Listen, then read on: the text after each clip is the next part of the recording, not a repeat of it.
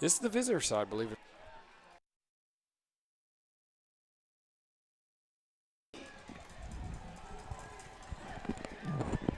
All right, well, we'd like to welcome everyone to Legion Field at the Rocky Top Sports Complex in Gatlingburg, Tennessee. Tonight, your Evangel Lightning varsity team opens their 2023 season against the Cary Christian Knights from Cary, North Carolina. The Lightning enter the 2023 season as the defending ACSC and NHSA champions, actually 5-time defending champions. And your broadcast team for tonight, excuse me, I'm fixing an audio issue here. Your broadcast team for tonight consists of assistant producer Kirk Stallings, will be running the streaming software and scoreboard for you. Camera duties will be tag teamed by Alan Barlow and Brad Vick. And I'm Scott Stafford, and I'll be your producer and play-by-play announcer for tonight's broadcast. Kirk, Alan, and Brad will be sharing your color commentator duties. And Alan and Kirk and I will be breaking down the game for you tonight in just a minute. We had a weather delay, as you probably saw in the streaming comments. We're about 2 hours, maybe a little less than 2 hours behind schedule. Probably looking at about a 8:30 local time kickoff for our game. They are shortening the games before us by playing 10-minute quarters, and I believe we will also be playing 10-minute quarters. So before Brad and Alan and Kirk and I talk about the game coming up, I'm going to let you listen to Coach Smith's. Actually, I don't have it added to the stream yet. Hang on just a second. Let me get that added real quick.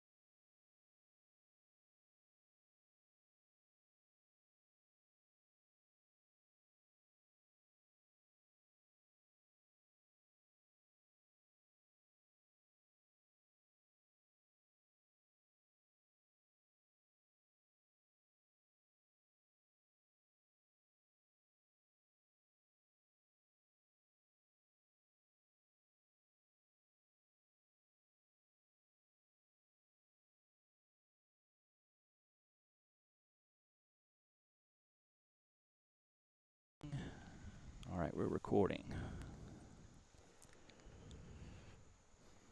How am I going to open this up? Hadn't really thought about it. War Eagle. WDE.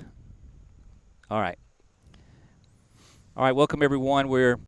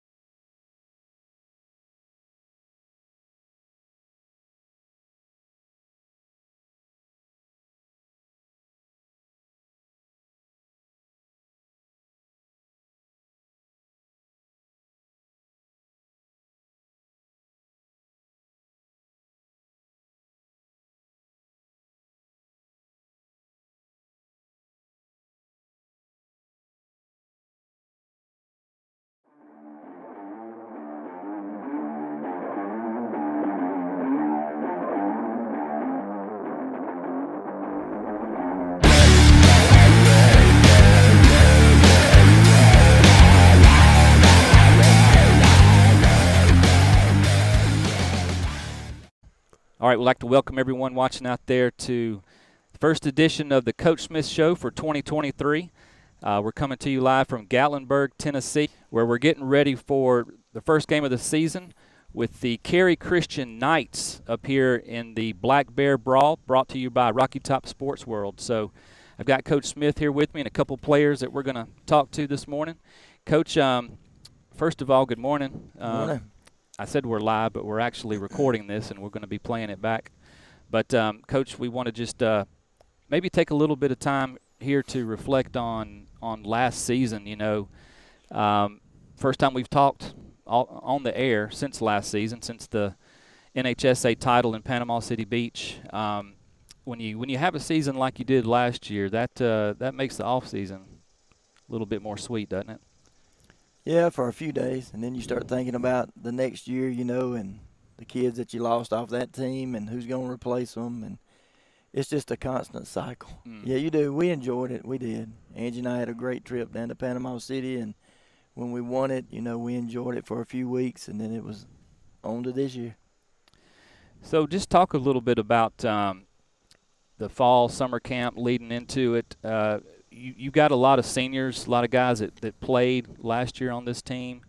What did you do to maybe, I guess, humble them a little bit, get them to not be complacent with being the ACSC and NHSA title holders and want to come in and work hard and try to do what they need to do to repeat? You know, that's the good thing about Evangel. These kids have, you know, Zion and Caleb been with us a year. Zion's been with us. It'll be your third year. Oh, yes, sir. So that they're, you hate to say it like this, but they're used to us being pretty successful and going on to the next season. Yeah. And it's just the next man up mentality for us because, you know, a lot of people don't know it. We lost 21 kids off last year's team. But we got 16 seniors this season, and we got a lot of kids back. But we lost the bulk of our roster last year. And these kids, they're just ready to step up. They don't, as we always say, don't drop the rope. Don't be the group that lets it down. So that's a great phrase. Is that sort of the theme for this year, or is there another theme that you kind of tried to implement?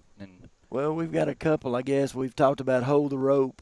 You know, we talked about that with the defense because this year on offense, you know, we're breaking in a new quarterback, some new linemen. The defense only lost really two starters. They were good ones. Yep. Caden Jones. Caden and Judah Thompson. Judah played a lot over there. But, yeah, so we talked to the defense. You know, I called them up at practice one day, and I said, look, till we get the offense going, I said, y'all got to hold the rope. I said, y'all can't let it down till we get the offense. We figure out exactly. We don't know who we are yet on offense. We think we know, but this afternoon we get hit in the mouth, we'll find out who we are. So that's one of them, hold the rope. And our little saying this year is I get to. And that comes kind of from my son. And I made a statement one day about I got to go do this, and he said, you mean you get to, Dad? And it really changed my vocabulary. And so I really try to catch myself if I say something like, I got to go cut the grass at the school. And as much as I love to do that, I have tried to change it to I get to go, because there are a lot of people that would love to be where we're at. So that's a good point. That's kind of it. I like that. I get to. So we're gonna talk about the game coming up here in a little bit. First, let's talk about continuity between this year and last year. Have there been any changes in the coaching staff, or any? Did you implement any changes in that area? A little bit, not a lot at first. You know, Hagan retired at his young age. He and Kaylin had a baby, Isaiah, and he didn't think he would have enough time to do that and his job, and he missed it so much that he's come back, and we're kind of co-offensive coordinators. He tries to be at practice 1 to 2 days a week. He'll call most of the plays today. Okay. And I take it the rest of the week. So that's really the only change that we've got besides Brian Wolf. Wolf, you know, he had dropped down with the JV with his son James last year. And I asked him to come back up and take the offensive line so that I could work more as the offensive coordinator. And so he's back up with us. Other than that, it's the same crew. Blake Thompson, Andrew Welch, Clay Romano, and Jack Donovan, boy, I like that. I hope Jack's not around here. Yeah. Everybody just knows Jack. All right, so this is a fantastic venue that we're at this weekend on Saturday morning, and I wish we could have gotten a better setup for, but we're in the mountains, so everything's kind of on the side of a hill. Just talk a little bit about the trip, how it's been so far. When did y'all arrive? What's the schedule been like? What's the team's mindset been like leading up to today? Yeah, we talked about it. When we go to Panama City, it is a business trip, but there's a lot of downtime, and we give them a lot of freedom. And we're not doing that this weekend because this is a quick turnaround because we got to get back home tomorrow and get ready for East Central. So yesterday we got on the bus at 7:30, and it took about 20 hours to get here, it seemed like. Mm-hmm. The traffic through Chattanooga was absolutely horrible. I love Chattanooga. We stopped and fed them in Chattanooga, which was probably a mistake on my part. And it really did take us all day. We pulled up at Rocky Top to practice at 3:30. We got straight off the bus, went through our little run-through, got over here, fed them, went back to Rocky Top for the opening ceremony, brought them back, fed them again, of course. Of course. And they all went to bed. I put them lights out at 11 o'clock, and I didn't have any, there wasn't any takers of wanting to stay up. They all went to bed. Good deal. And me and some of the coaches hung out to about midnight, which is only 11 o'clock our time, which I'm a night owl, so I was awake half the night. The beds here are really comfortable. Speaking of that, have you become more of a night owl since you've moved the practices back? And talk a little bit about that change that you implemented this year. Yeah, we did that for the heat. We're about to change it back to our normal time. That was kind of tough, to be honest. Practicing from 6 to 8, you don't get home to 9 after you get everybody out of there and everything cleaned up. Right. And by the time I got home, Angie, she's ready to go to bed, and I'm just PJs. getting home. Yeah. And by the time I take a shower and eat something, it's 10 o'clock. So, yeah, I like to stay up. I like to stay up 11:30, 12, 1 o'clock, according to what's on TV.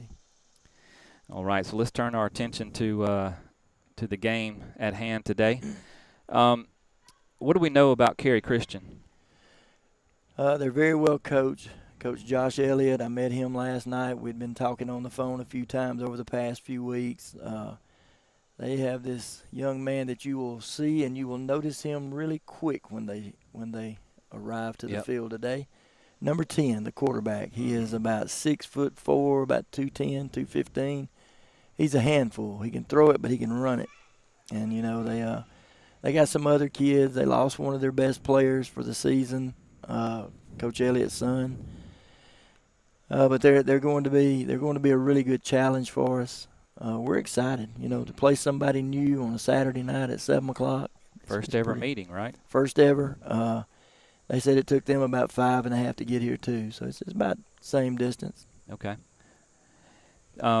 With some of the new faces at key positions this season, you've already talked about Caden Jones and Judah Thompson. The big one on offense is obviously Eli Whitfield graduating. What do you think will be the biggest challenge going into this season? Yeah, the defense come back almost as a whole, but when you got to replace that guy in the middle who was really good, Caden was special at that Mike linebacker, and we've really struggled with who to put there, and Coach Clay finally settled in on a guy with number 21, Hayden Black, will man that spot. Yep. And during our devotion last night, I shared with the kids what he said. We were talking one day, and I said, "Are you excited about playing middle linebacker?" or something to that effect. And he said, "Coach, I got big shoes to fill." He does. Yeah. The 10 was pretty good back there. And then you flip over to the offense, of course, trying to replace number 8, Eli Whitfield's tough. He's here, by the way. Saw him last night. I said, okay, great. He said, "You don't have a number 8, do you?" I said, "No, we don't. I got it. I brought it with me." No, I didn't. But we've got a new quarterback, and first time it's been told in public, I guess. Okay, yeah. Kemp Swords. Kemp has come in, and he's won the job, and so we're excited to watch him. He and Will Welch are really co-quarterbacks. Will could step in, and we feel like we wouldn't miss a spot, but being able to move Will to the slot and put Kemp at quarterback has made us better. Get your best And, 8 on the field. But you'll see Will at quarterback soon. We got a couple of things for him today too. But we're excited to see Kemp. Excited for y'all to see Kemp. He brings a new dynamic to our offense. He can really run. So we're going to look a little different. We're not going to be air raid as much as we used to be. But we'll run the ball. And, of course, you got number 11 back there. You don't mind handing it to a few times too. That's right. So maybe more run heavy than we've seen the last couple of years. Just talk a little bit more about that competition that leading up to the decision to make Kemp Swords the starter. What did that look like this offseason? And when did Kemp join the team officially? He this summer. Okay. He got here in May right after he left his other school and came over, and he jumped right in and he fits in. The biggest difference between he and Will is Kemp doesn't talk, Will doesn't stop. So that's probably the biggest. So Kemp's a quiet kid, and he and Will had a really good battle. And it's not that Will is not good enough to be our quarterback. And I told him this. It just makes us better with Will Welch at the slot and Kemp at quarterback. And Zion plays some slot. We'll slide Caleb into some slot too. And but it just made the most sense to have these guys where we could put them out wide and put Kemp there. And he's done a real good job. We're back to running some of our RPO stuff, which is fun. So it should be exciting to watch us this year. Well, definitely excited to see how that develops. So talking a little bit about the defense, you mentioned Hayden Black's taking over for Caden Jones in the middle. Are there some other positions that you're maybe unsure about or excited to see how those are going to develop this season? You talking just on the defense? Just on the defense. I know you got all your defensive linemen back. Got the whole defensive line back. Clay Stanton in the middle, Grady and Cole on the ends, and we've also had to move because of injuries and necessity. Cole Romano will now be playing right guard. On offense. Yep. So that's a number 6 running around out there is kind of odd, but an 8-man it doesn't matter.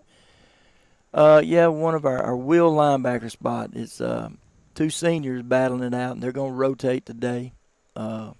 Josh Lumen and Chase Green. Okay. And Coach Clay's we're just trying to see who fits, and today's their test to see which one it really is. And we've moved Caleb back to a corner, and him and Zion are at the corner, so we feel really good about that. We feel good about the defensive line. Of course, you got Zane Barlow at the other outside linebacker where he lives out there. It's going to be 8 seniors on the field 90% of the time on defense, and that's the reason I told them they got to hold the rope until we get the offense going. That's quite a luxury to have 8 seniors out there. And not one kid will be over 200 pounds. Yeah. Again, our nose guard weighs 180 if he eats real good. Yeah. Them 2 defensive ends, they probably don't weigh 170 pounds.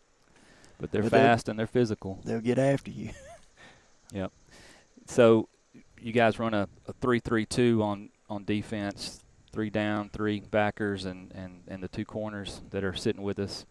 And last year's defense was lights out. I mean, I think they averaged giving up, 8 or 9 points a game? It wasn't a lot. Maybe less. So was it just business as usual, or did Coach have to tweak anything coming into this year, or what do you think? Finding that mic, the right fit for the mic was huge, and I ain't going to say we struggled, but he worked on it for several weeks before he just decided we just got to put Hayden in there. And moving him there then opened up his spot at the wheel, which is a very big spot for us on our defense. Wheel is very important. And so then Chase and Josh, they've been battling all summer for that spot. It's Sam, Mike, and Will for folks at home that don't know this. That's your strong side linebacker, middle linebacker, weak side linebacker. So the strong and weak they don't mean that's the attributes of the players. It's the strength of the offense that they're lining up against. Correct. So the Sam lines up to the strong side of the formation. The Will lines up to the weak side of the formation. What is the attributes of of the will that, or make that so important for this defense? Well, if you're if you're the Sam, you've got a shade to your side at the nose, which makes it, a little more balanced. If you're the wheel, you're on that weak side where they can unbalance. If they pull and trap, they've got to make their reads. They've got to read the backfield well and quick. And as Coach Clay talks about, if he was here, that flow. They've got to read that flow, that fast flow. They've got to get downhill in a hurry. Right. And if they don't make that read, there's going to be a hole. I can tell you. And there's going to be a guy on the sideline whose blood vessel right here will pop. Well, let's hope that doesn't happen. Yeah, let's don't. Even though it is kind of fun. At practice, the other day they were scrimmaging and something was said. Coach Clay had been gone quite a few days, and he was back. And I'd warned the defense. I said, all right, y'all kind of played around a little bit yesterday. If y'all giggling and cutting up in that huddle, it's going to get ugly. So we had this little thing before practice. They'll say, how many plays? I said 2. I was wrong. It was 1. Of course. Oh, so you mentioned we're banged up a little bit, especially on offense. Any other injury updates we need to know about? Well, last year we had our 3 linemen of Carson, Ethan, and Peaches. Mm-hmm. Well, we felt pretty good. We got Carson back, got Ethan back. We thought Baylor would be ready. Baylor Parker, yeah. Ethan had a little surgery a couple of weeks ago. Mm-hmm. He thought he was going to be ready to play. Mm-hmm. I knew better with that surgery. But he really tried and probably tried a little too hard, and I hope it hadn't cost him another week. We hope to get him back in the next 2 or 3 weeks. And then Baylor's he had an injury. That happened during the summer with no contact, anything, just running. And then he got sick 2 weeks ago, and he missed a whole week. And so he's only been back to practice this week. So we had to move Cole into that spot and Reed Castleberry's at the other guard. Okay. So Reed and Cole we need to keep an eye on and maybe watch how they do blocking because Reed is also been primarily a defensive player, correct? That's correct. Yeah. So it's going to be interesting watching those guys play on the other side of the ball for a change. All right, anything else, Coach, before I talk to the players here? No, the only thing I'd like to say is, man, we appreciate y'all so much coming up here, putting this together, being able to show our families at home that couldn't make it, grandparents that can't travel as far maybe. To me, this is part of what makes Evangel special, is that you guys come up here and take your time to do this. And I also want to thank Sam and Kelly Parker. These boys better thank them before they get off there, because let me tell you, Miss Kelly's put her foot in it this weekend. She's cooking. That's what Last I hear. night we had a taco bar, and I know they're wanting me to shut up so they can talk because they know what's inside breakfast, and she's made homemade biscuits. And maybe there'll be some left for them when they get back in there. We can just stall right here and not let them go eat. We'll have to take them to the pancake pantry. I don't know what you're talking about. All right, Caleb. How you doing this morning? I'm good. How are you? I'm good. So are you awake now? Yes, sir. Ready to talk? Yes, sir. All right. So, Caleb, you were hurt just about your entire junior season, and just talk a little bit maybe about how frustrating that was for you and how that motivated you this off season. Whenever I came in last year, I had high hopes for the season, and then, like you said, I got hurt. So it kind of ruined my mood, I guess, and ruined how I was. But then I kept coming to practice, and my team and my coaches kept picking me up. So whenever I came back, I was able to play at the level that I played at. And then the off season, it motivated me to get better so that I could be better this season than I was last season before I got hurt. That's awesome. So was there anyone in particular that really, came alongside you and encouraged you, or was it just the whole team in general? Or? It was really just the whole team. Okay. Everybody kept saying something to me about it'll get better, you'll be fine, you'll be back soon, we can't wait till you get back, stuff like that. That's cool, really cool. So it is your senior year. Have you sort of put any pressure on yourself to kind of perform at a really high level, since last year was going to be your first year with Evangel, right, playing with Evangel, and so have you kind of put any pressure on yourself, or is it just you just kind of taking it all in stride day by day and having fun this year? Well, since it's probably my last year of playing football, I'm trying to have fun with it. But awesome. I do want to win, so I'm taking it serious, but I think that I can have fun and take it serious at the same time. Yeah, for sure.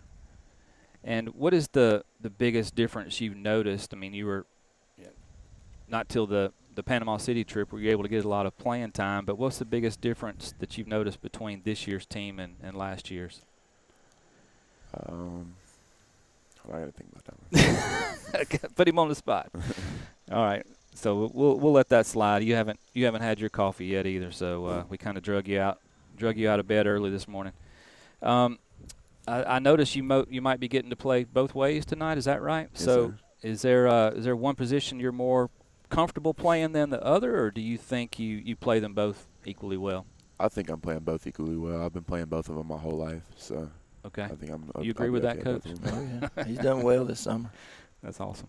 Well, we're looking forward to seeing you get out there. If there's one thing you will remember, and I remember myself at your age. I didn't think past today, much less tomorrow. But if there's, try to put into perspective is maybe one thing you want to remember 10, 20, 30 years from now about your time at Evangel, what would that be?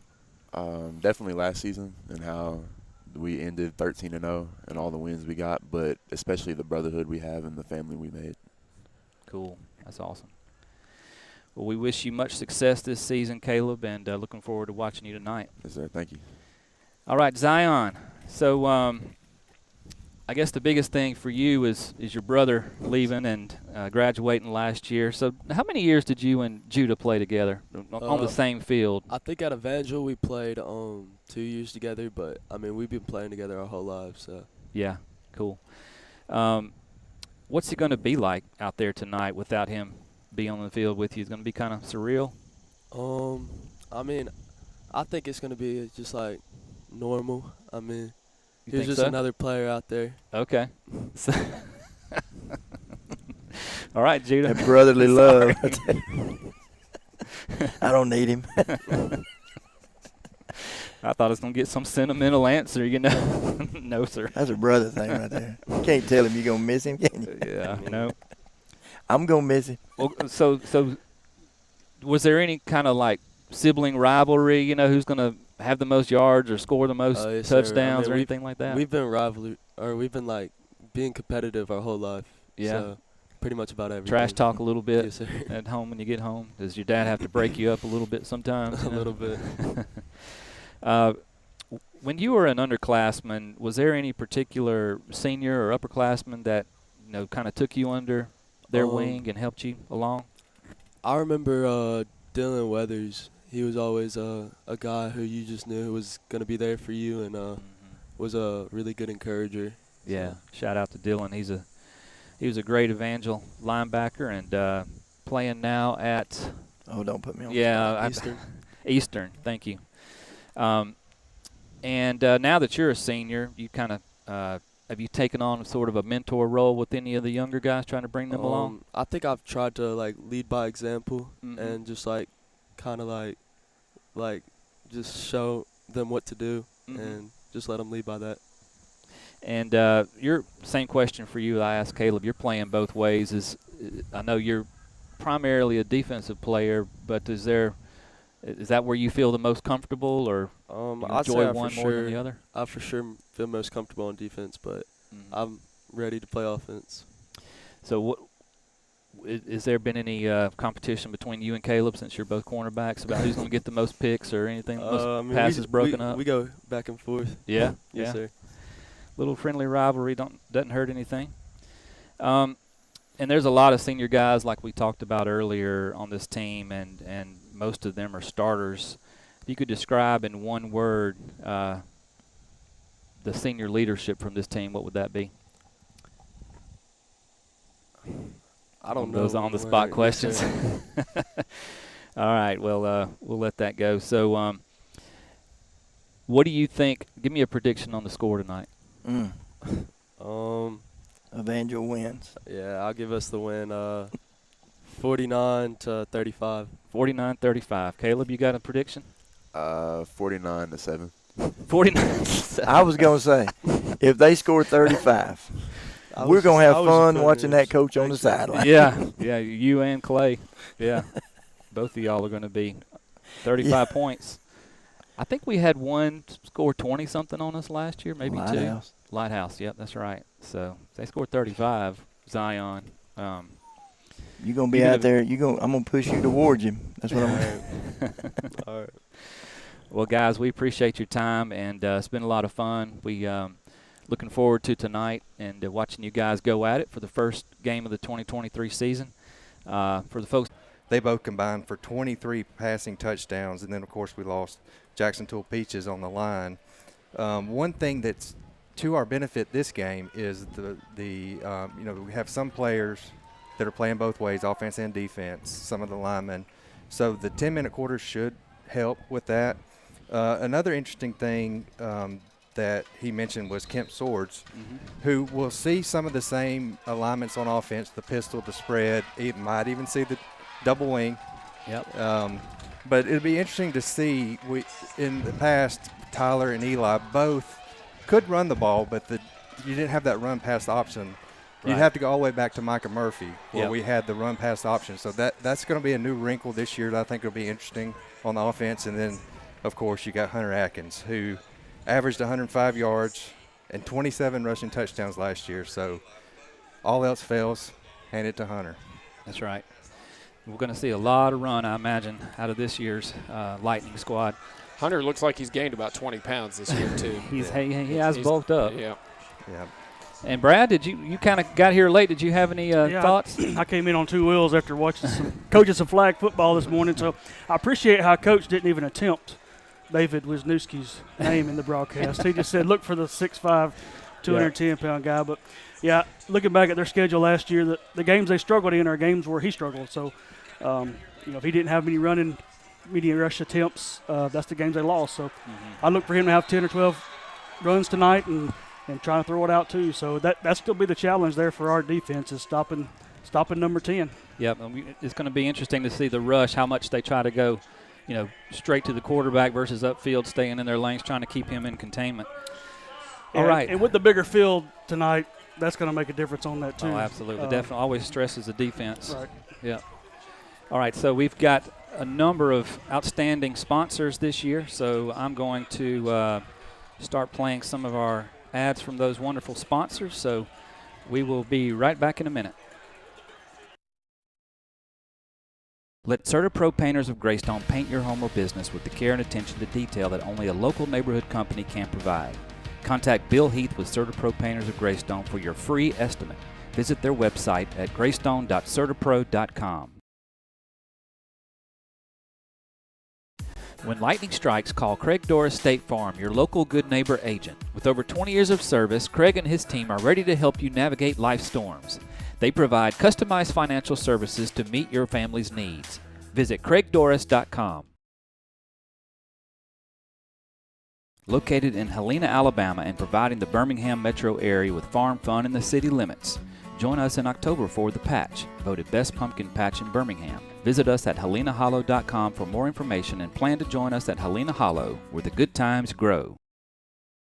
Neurofeedback is training for the brain, like physical training is for the body. This is a holistic way to enhance brain performance. MindWorks Neurofeedback has been serving our community for over 5 years and has helped clients with many types of brain-related issues. Visit our website for more information. Bailey Land Group provides land survey and professional engineering services specifically related to land development. We are centrally located in Montevallo, Alabama, and perform surveys across the states of Alabama, Mississippi, Georgia, and Tennessee. We also provide engineering services in these states, as well as others across the Southeast. Bailey Land Group, where we measure our success on the success of your project. With over 25 years of experience in financial services, Chandler Financial Group can help you tailor a financial plan that meets your unique needs. Call Chandler Financial Group today at 205-620-9499 to schedule your initial consultation. Securities offered through Securities America Inc., member FINRA SIPC. Advisory services offered through Securities America Advisors Inc. Chandler Financial Group Inc. and Securities America are separate companies.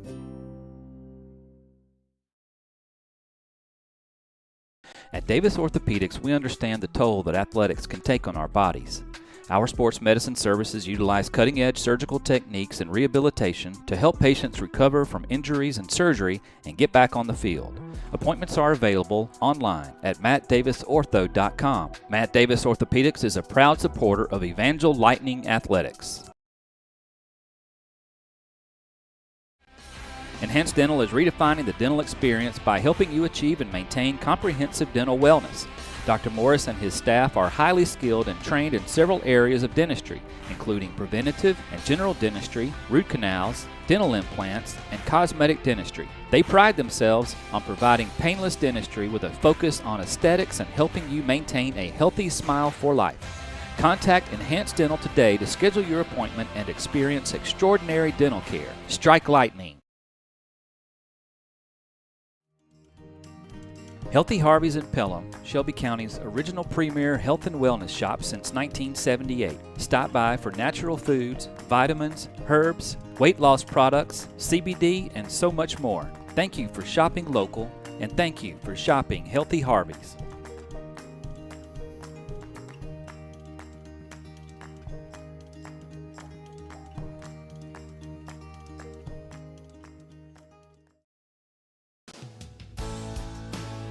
Are you looking for a skilled and experienced realtor in Alabama? Look no further than Jennifer Smith with Keller Williams Metro South in Alabaster.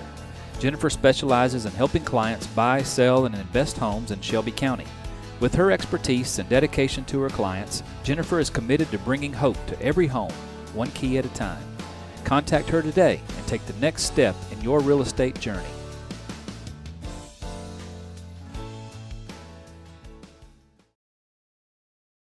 Located at 4300 Highway 31, just north of Publix in Calera, Mack Animal Hospital is committed to restoring and preserving your animal's health. Through consultation and diagnostic treatment using innovative technology, they provide the most advanced veterinary medicine to treat their patients. They're open Monday through Friday from 7:30 a.m. to 6:30 p.m. and Saturday 7:30 to 10:30 a.m. Dr. Parker, Dr. Gillespie, Dr. Brune, Dr. Morris, and the entire staff are proud to support the Evangel Christian Lightning. Making a big decision in life, you want advice and help from many trusted friends, right? Well, buying or selling your home is a big decision, and that's why you should trust Magnolia Realty Group with Realty South. They're different because of their unique approach. When you choose them, you get not one, not two, but 3 experienced realtors working for you, each with expertise in all areas of the real estate market since 1997. Magnolia Realty Group with Realty South covers all of Shelby County. Call Eileen, Candace, and Kelly with Magnolia Realty Group.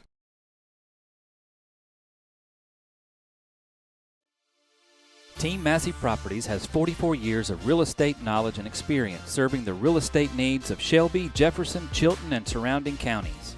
Offering aggressive marketing strategies to position your property for the sale in an ever-changing real estate market. Commercial, residential, investment, land, and farm real estate services. Call or text Matt Massey for all of your real estate needs. Let's go Lightning!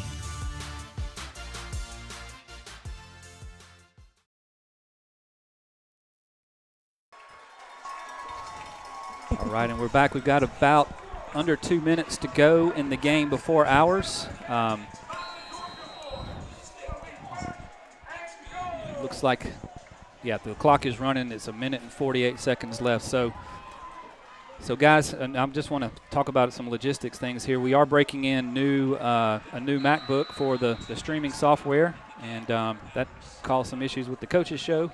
And then also we are having some Wi-Fi issues, and that's causing some buffering from time to time, but looks like we might have that under control, so we apologize for those.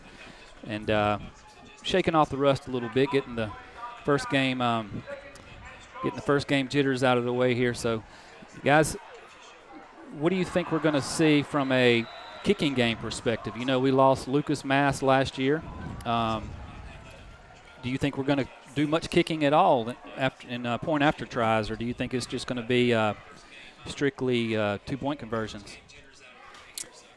Personally, I haven't seen enough of Christopher Staniskavich to tell you. Yeah. Honestly. I would think that coaches might play it safe and just go for 2 early on, and just if we have a comfortable enough lead, we'll just see what he's got then. That would be – but that's right. Completely. Yeah. I don't think on the Guessing. 100-yard field we'll see it kick deep. I think it'll be the onside squib kicks, those type things, as far as kickoff. I'm going to try to make some adjustments here so we don't hear so much of the crowd in our microphones. So you might hear us go faint a little bit here as I scale back the game. Which we're really hoping doesn't go to OT, because if they get this 2-point conversion here, this is a tie ball game. Yep. I kind of want to go out on a limb. I know we're not playing 12-minute quarters, it's 10-minute quarters, but I still feel like we're going to have a hot clock at Rocky Top. I'm just calling it right now. keep the streak alive. Yes. Oh, yes. Referees are making their way to the middle of the field. It looks like the captains for the Lightning are going to be number 6, Cole Romano, number 3, Zion Thompson, number 11, Hunter Atkins, and number 2, Caleb Austin.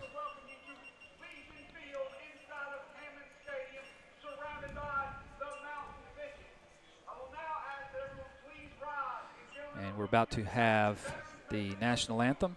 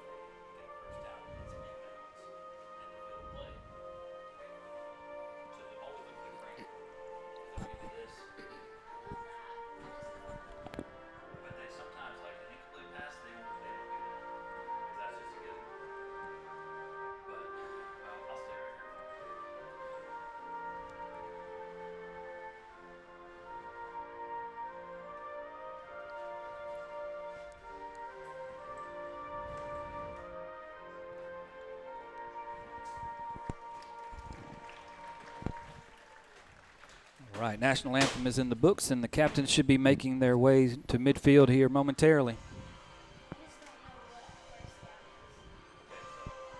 I love how they've got the CBS Saturday football theme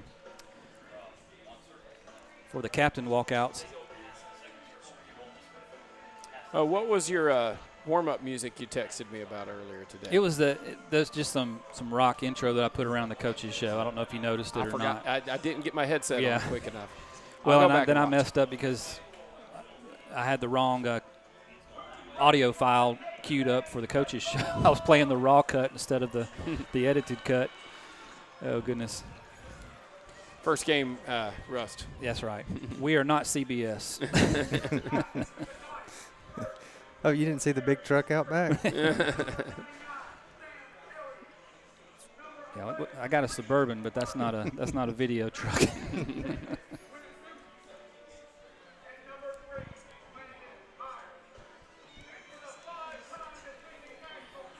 So let's see if I can see who the Cary Christian captains are. Obviously, number 10, David Wisniewski, is on your far left. I think that's number 3, Landon Myers, a junior. Yep. And number 40, 90-something. Might be 99, Sam Elliott.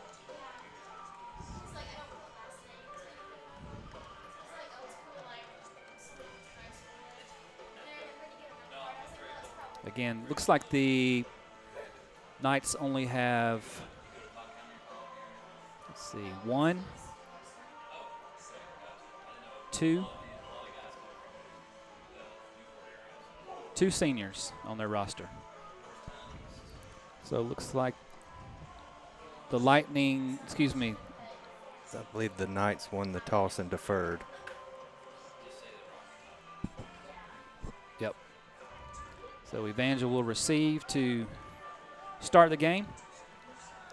So we'll get to see that new look offense with Kemp Swords at quarterback take the field first for the Lightning.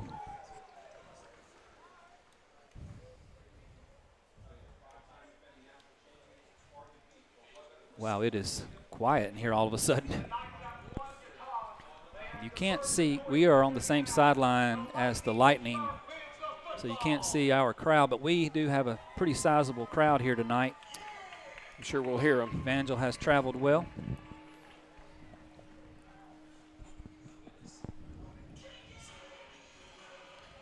So it looks like the Lightning are going to have Stanton, Romano, and Barlow and Watkins on the front line for the kickoff.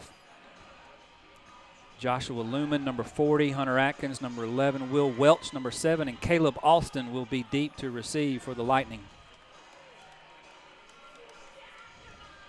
All right, Kirk, I'm going to let you have that seat there. Sorry about that. We're kind of tight in here, aren't we? A little bit.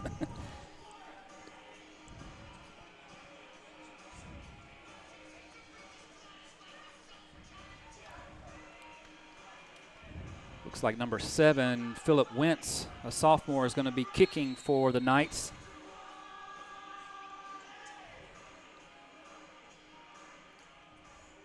He's given some instructions to his kickoff team. I wonder if there might be something, maybe some kind of directional kick going on here first. A little pooch kick. It's going to be caught by Will Welch. Oh, he's he's got gone. running room. And that's going to be a touchdown right out the gate. Goodbye, number 7, touchdown Lightning. Well, that was easy. I don't think anybody got within 4 or 5 yards of him. I mean, that's the last guy you want to pooch that ball to out there. Other than Caleb, the actual returner. Yeah. I guess we won't see the offense first. Nope. Sorry, Kemp, going to have to wait another series. Well, the pressure's off of him now. Right. Oh, nope, they're going for 2. So he does get to all right. take a snap here as they're, looks like they're in a box formation. And he's just going to take off and run it behind blocking, and he walks into the end zone. 2-point conversion is good. Lightning take a quick 8-0 lead. 8 points and 8 seconds off the clock. That's a pretty good clip. Good start to the season.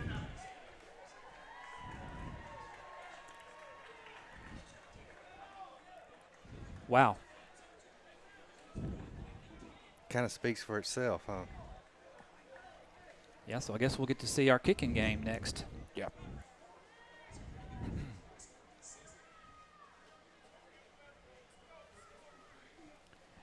So it is going to be number 5. That's Christopher Staniskavich.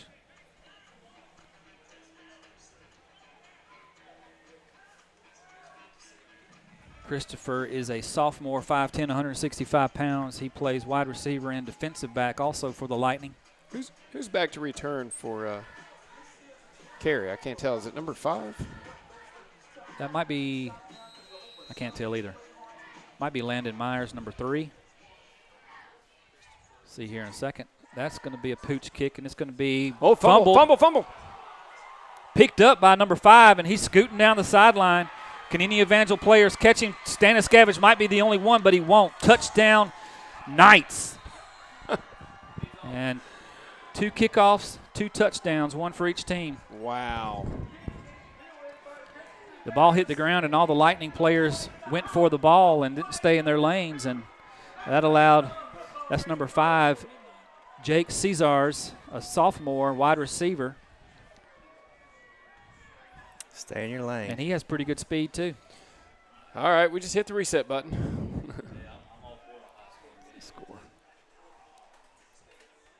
Score's not updating. Oh, you're updating the wrong field there. That's the fouls. Oh. You don't have to worry about that. Nobody can see that. And they're going for 2. They are. So number 10, David Wisniewski, is going to take it around right in. He's going to be stopped short. Fumbles the ball, but he was down first. So the Lightning hold on the 2-point conversion and hold an 8-6 lead here with 19 seconds ticked off the clock.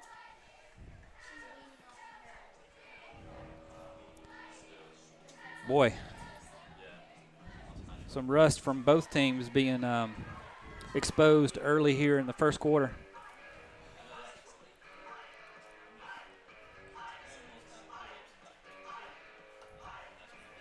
Well, on the bright side, we're up 2 after that exchange.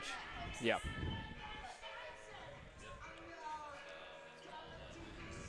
All right, let's do it again. Let's see if they kick it to number 7.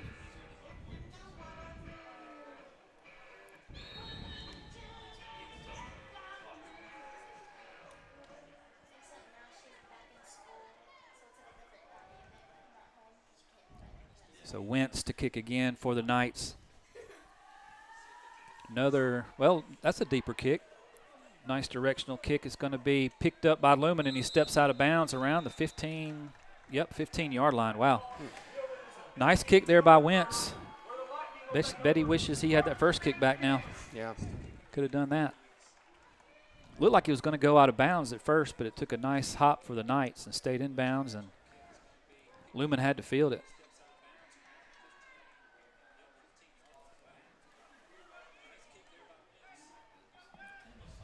All right. Here's our first real look at the offense. Yep. Romano at right guard. Castleberry at left guard. 2 tight end formation. 2 running backs for the Lightning. Handoff. Hunter Atkins. Big hole right side. Out across the 35 to the 37-yard line. Man, he's a load. Yeah, it was a nice block there. I didn't see who it was. Can you see on the replay there, Alan, who that made that block on the right side, kind of freed him? That 6. Yeah, that was Romano that blocked down on the linebacker. Yeah, sealed the end. Tight end had the kick out. I didn't see who was at tight end on that side. So after a 2 tight formation to start the game, they go spread with 4 wide receivers. Swords in the shotgun. Quick pass to the left side. I think that was going to be incomplete. It is. Bounced it out there to Will Welch. So I like the call, trying to get the young quarterback an easy pass the first play to get the jitters out. Now a pistol formation with a tight end on the right side. Caleb Alston dots the I in the backfield. Quick pitch to Alston. I'm sorry, that is Hunter Atkins. Atkins gets a couple of yards around right end.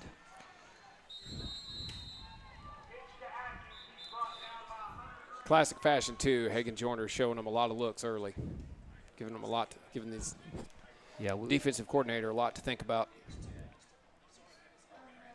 Lightning definitely have one of the most multiple offenses we will see.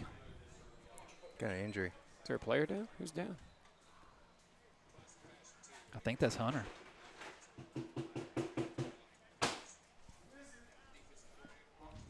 Couldn't see what happened to him there. Can you back up the stream a little bit?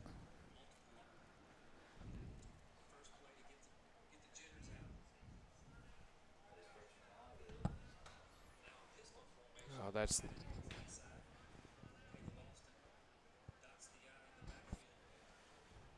Yeah, Hunter's up, so that's his knee. Ooh. Being very Or knee or an ankle. ginger on That's that not right good. right leg.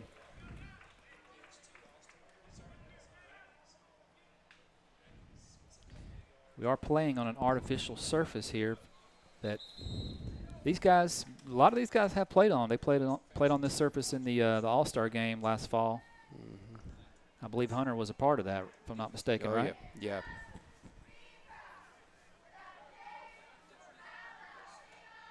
So ball's on the 39-yard line. It's 2nd and about 9 to go.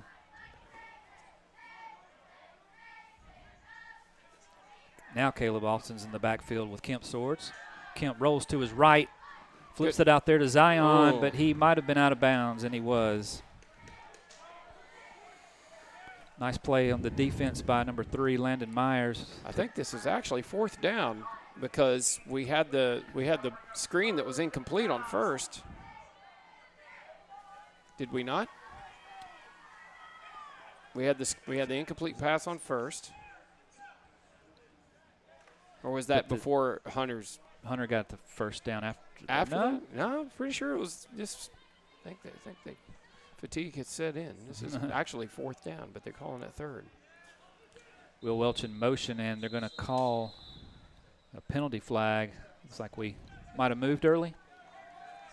Yeah, false start on the Lightning.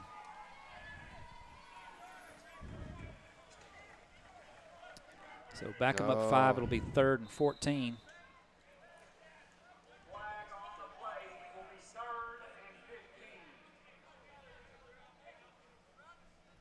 Well, that's not a good look. From what I can tell, it looks like they're putting ice on Hunter's knee.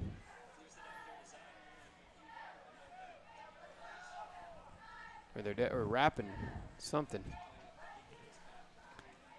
Swords to take off.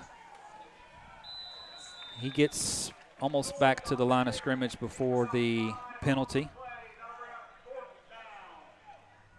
Yeah, it's going to be 4th and 9 for the Lightning. So let's see if this might be a punting situation. I think we are going to see Will Welch for the first punt of the season. Interesting, Kemp Swords is the up back in the punt formation. Looks like Colton Dura is also out there. Or is that? No, No, that's J.T. Curran. Yeah. So punts away is a good one, but it does not get a Lightning bounce. Bounces the wrong way, so they're going to have to down it at about the 35-yard line of the Knights.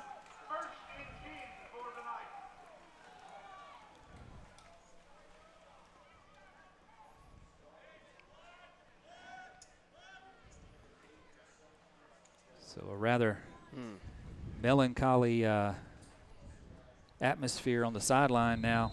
Crowd has gotten really quiet after the injury to Hunter Atkins. Let's see if the defense can stop the Knights on their first true offensive possession of the night. Little waggle here. They're going to go 3 wide receivers to the left side, tight end right. Wisniewski to pass, complete. And running free is number 3, Landon Myers, finally brought down by Zion Thompson as he gets to the 41-yard line of the Lightning.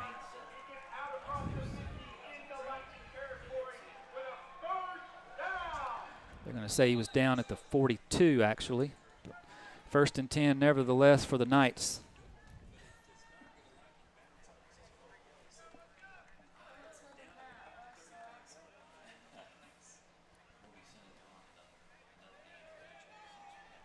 Four wide receivers this time. Wisniewski alone in the backfield. He brings Tyler Green in, and they go more of a tight set now. Handoff to Green, and he's going to be stopped in the backfield quickly. I believe that's Grady Watkins. And he comes up. No, that's Clay Stanton. Yeah. He comes 13. up as if he might be a little bit injured. They're going to go fast. 4 wide receivers again. This time they stay in the formation. Wisniewski drops the ball. Knights jump on it.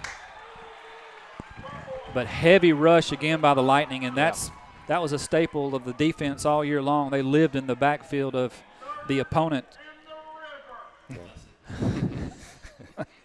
The PA announcer just called 3rd in the river. I don't think I've heard that one before. It's a solid 3rd and 26. Which river, though? There's a lot of those around. 3rd and very long from the Knights' own 35-yard line, about where they started the drive, and that's going to be over the head of number 5, Jake Cesars. Probable punting situation here for the Knights coming up.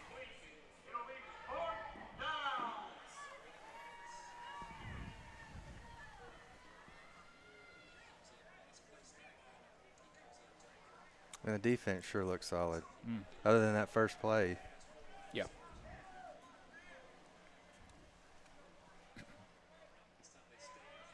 Caleb Austin back to receive it. Yep. Oh, good pressure. Myers' punt is short. Grady. That's going to be about a 6-yard punt. Yeah, I got to imagine Grady had something to do with that.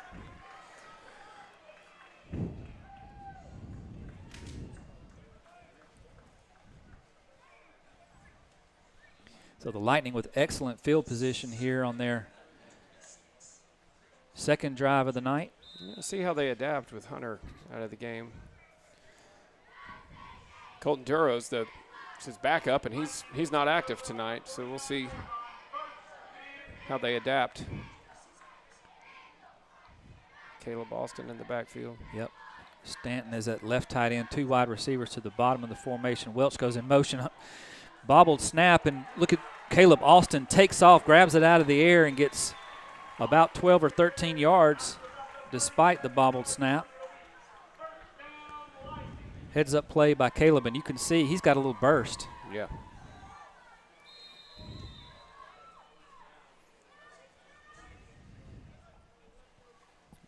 Good heads up play. I mean, that one bounced off his helmet. Yeah.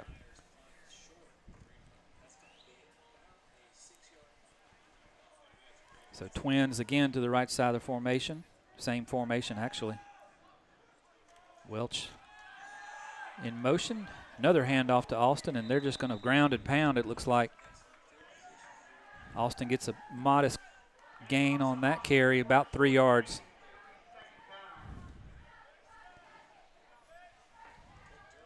So 2nd and 7 as Kemp Swords comes to the sideline to get the play from Coach Hagan Joyner.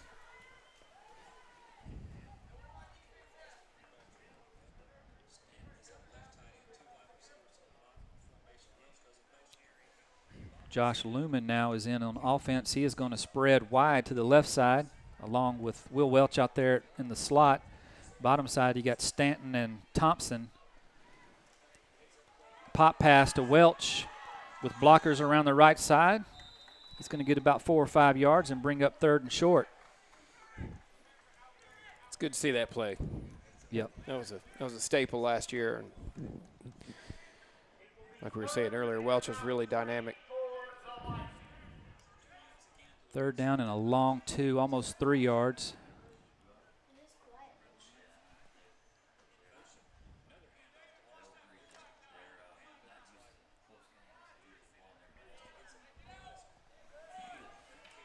Four wide receivers again. Welch in motion again. This time Kemp's going to keep it. He should have the first down if he keeps going north. He's got it. Yep. Looked like he might try to run a little bit too much east and west there, but got the first down and plenty more. It's going to be 1st and 10 from the 21-yard line of the Knights.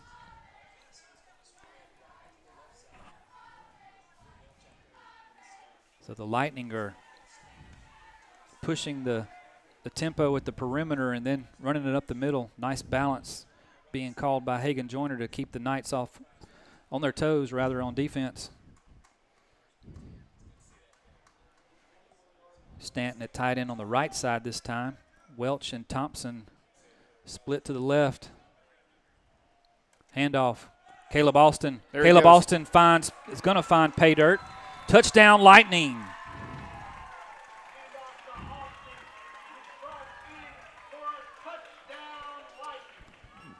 So Lightning with a 14-6 lead here with the 2-point try, I presume, coming up. Well, Hunter's putting his shoe back on.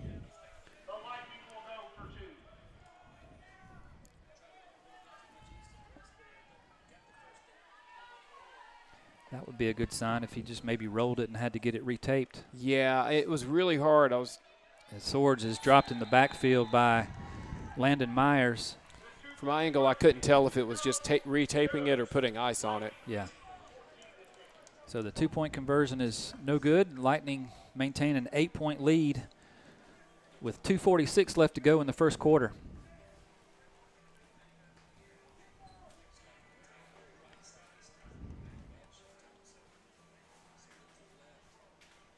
Yeah, they're checking him out again.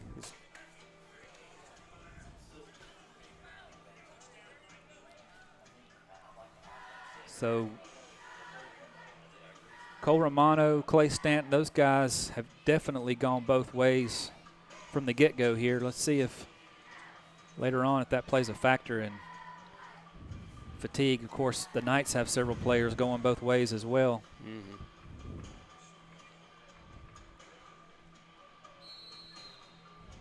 Lightning have number 64 out there on the kickoff team. That's going to be Nick Cloud, the Wildcat.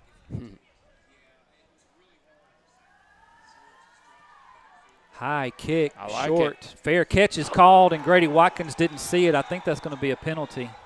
No, I don't see Yeah, a flag. Yeah, he didn't call for a fair catch. I thought he put his hand up. Wow. That got the sidelines a little more excited than they have been, that's for sure. So did he catch that? Yeah, he caught it. Yeah. Wow. Grady Watkins popped him. Look at that on the replay. I thought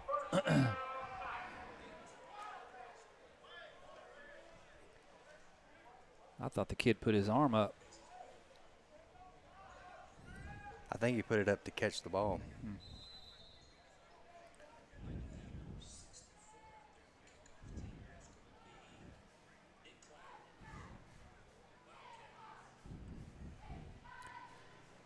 All right. Knights break the huddle.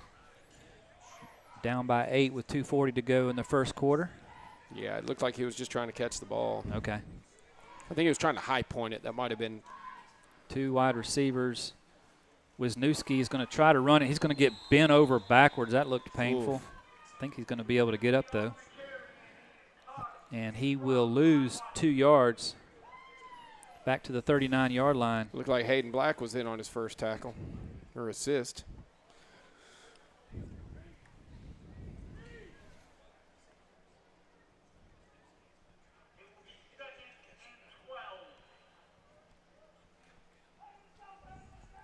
So 2nd and 12 upcoming for the Knights. Joshua Lumen is in this series at wheel linebacker for the Lightning.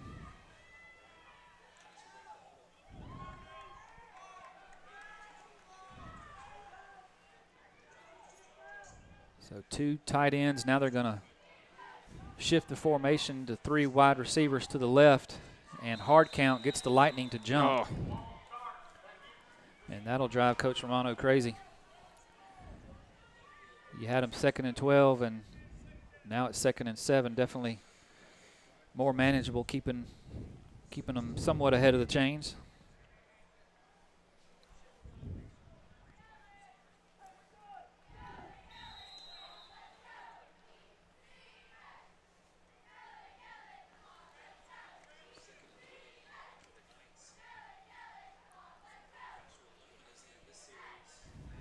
So 3 wide receivers left again, tight end right. Lumen is blitzing. Throw up the middle. Zion Thompson is knocked down. That could have been called offensive interference, sure but it could've. wasn't. That's incidental contact. He had the angle, though. Yeah. Zion was in excellent position there to defend on that play. You know, being a really late game, I'm sure it'll have to be an obvious penalty for that flag to be thrown. They want to keep the laundry in their pocket as much as they can.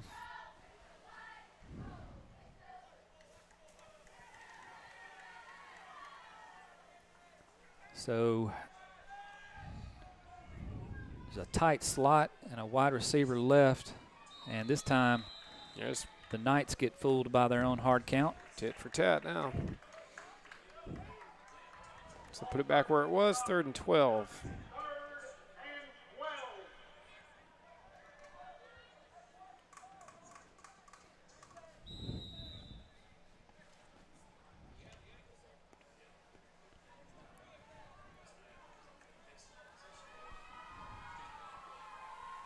Another twin split look with a tight slot.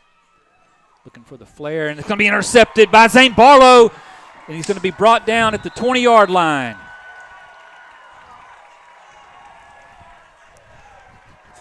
Zane Barlow read that all the way. All day. Good job.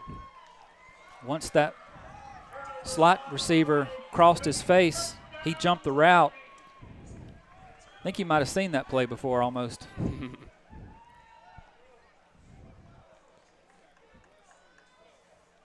The expression on the sideline looks like he's a little mad about not getting in the end zone.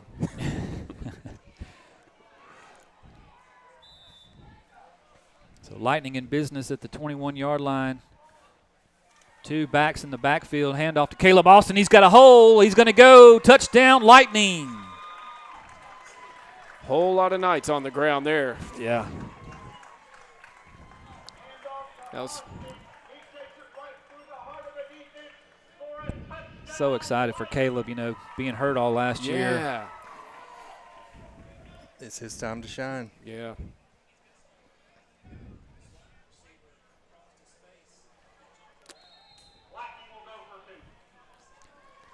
So again, Lightning are going for 2, up 20-6.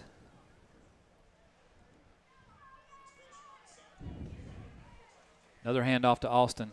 Following his blockers, he's not going to make it into the end zone this time, though. It's going to remain 20-6. So Lightning with a nice 2-touchdown lead. I think we will take a break right here and listen to a word from our sponsors. We'll be right back. You're watching Evangel Lightning Football on the ECS Athletics YouTube channel.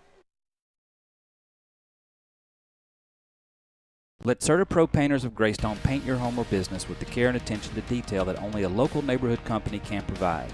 Contact Bill Heath with CertaPro Painters of Greystone for your free estimate.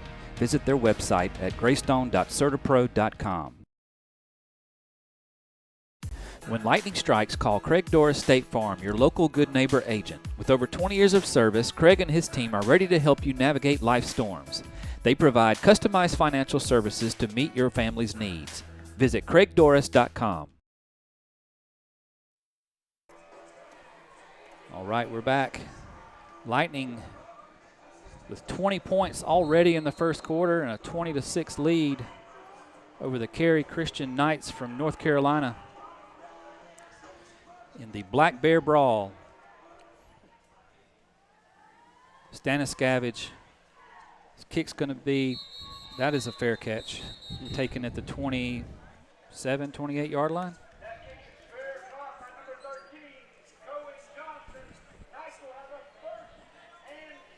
Am I seeing, is Staniskavage like a straight toe kicker, not a soccer style? That's what it kind of looked like. Yeah.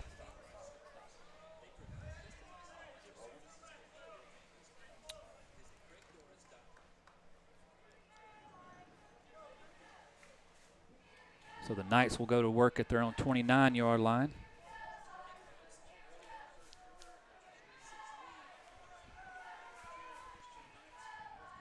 Knights had one nice pass play on their first drive and not a whole lot since then.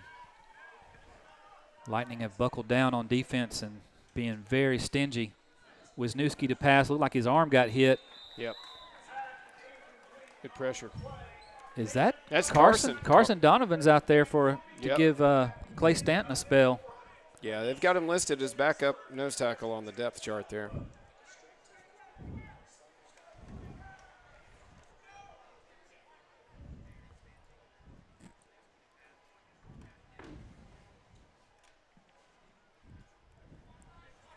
So 2nd and 10 for the Knights. They come out in 4 wide receiver formation.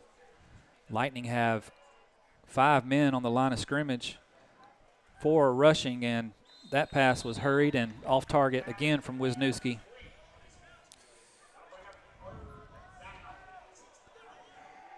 So it's going to bring up 3rd and 10, and Coach Romano's doing a nice job mixing up the schemes on defense and bringing a lot of pressure from different directions. Yeah, Wisniewski definitely has not looked very accurate thus far. Who knows how much of that is rust and how much of that is just the level of talent, not only in playing but coaching that he's going up against, and scheme. So 3rd and 10. This is a big down for the Knights right here. Yeah. Less pressure that time, and nice play by Hayden Black from his middle linebacker position to almost took out Jack Donovan. Sure did. A little screen play there, and The lead blockers just totally missed Hayden Black.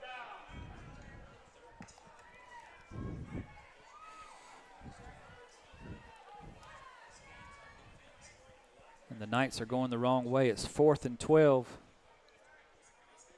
Maybe 4th and 13, actually.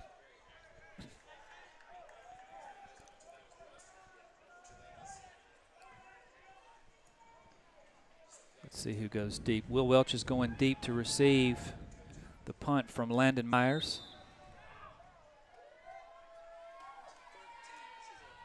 Left-footed kicker is Myers. He gets it off. Welch has Green in front of him and blockers. Trying to find the sideline. He's going to be out of bounds around the 25-yard line, so excellent field position again for the Lightning.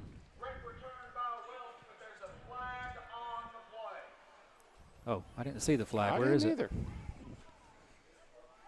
Back I see it. Back Wow. behind the line of scrimmage. Oh, was that roughing the kicker? I didn't see him make contact. Oh, I think they're saying it was a maybe a hold, personal foul, like a after the punt. Can we back it up? No, they're moving it forward.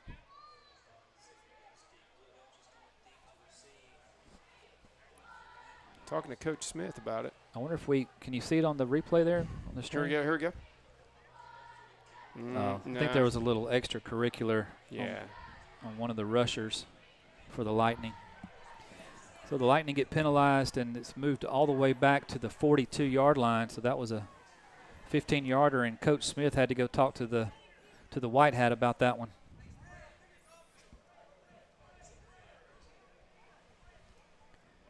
So I imagine that's a warning for the Lightning for a personal foul. Oh, he's talking to Grady. Looks to be the perpetrator.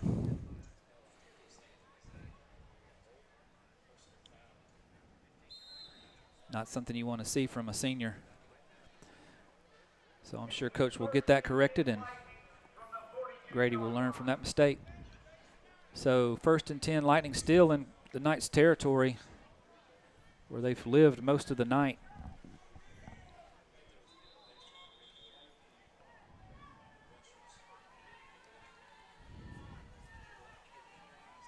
Not sure what the delay is here, but I don't see the head referee. Do you see him? Oh, he's over there talking to the other coach. Yeah.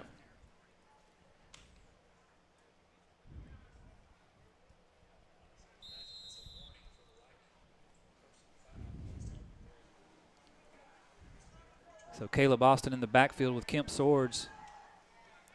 Looking to the right side, got 2 receivers out there. Zion Thompson's going to try to make a play on it. He's got it. Can he stay up? He can't. Down inside the 15. What a catch. That was an incredibly Judah Thompson-esque. Yeah, there you go. Contested catch. I thought that was going to be a pick. Those Thompson boys, they're so good at fighting for the ball and using their body the best that they can to get position. So that's going to do it for the first quarter. Lightning with a commanding 20-6 lead and knocking on the door again. So we'll take a break again and give you a word from our sponsors. You're watching Lightning Football on the ECS Athletics YouTube channel. When lightning strikes, call Craig Doris State Farm, your local good neighbor agent. With over 20 years of service, Craig and his team are ready to help you navigate life's storms. They provide customized financial services to meet your family's needs. Visit CraigDoris.com. Located in Helena, Alabama, and providing the Birmingham metro area with farm fun in the city limits.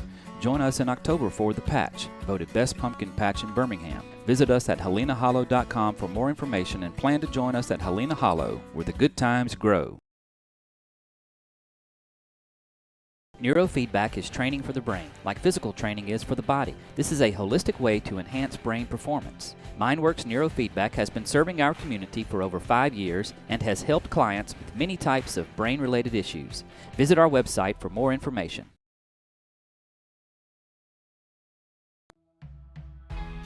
Bailey Land Group provides land survey and professional engineering services specifically related to land development. We are centrally located in Montevallo, Alabama, and perform surveys across the states of Alabama, Mississippi, Georgia, and Tennessee. We also provide engineering services in these states, as well as others across the Southeast. Bailey Land Group, where we measure our success on the success of your project.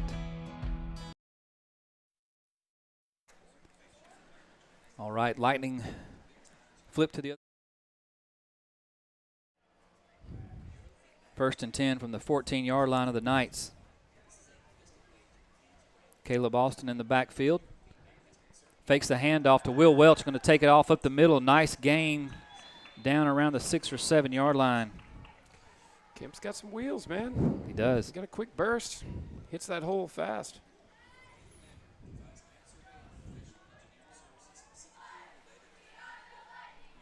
So I do think they have it at the 7 yard line. It's going to be 2nd and about 5.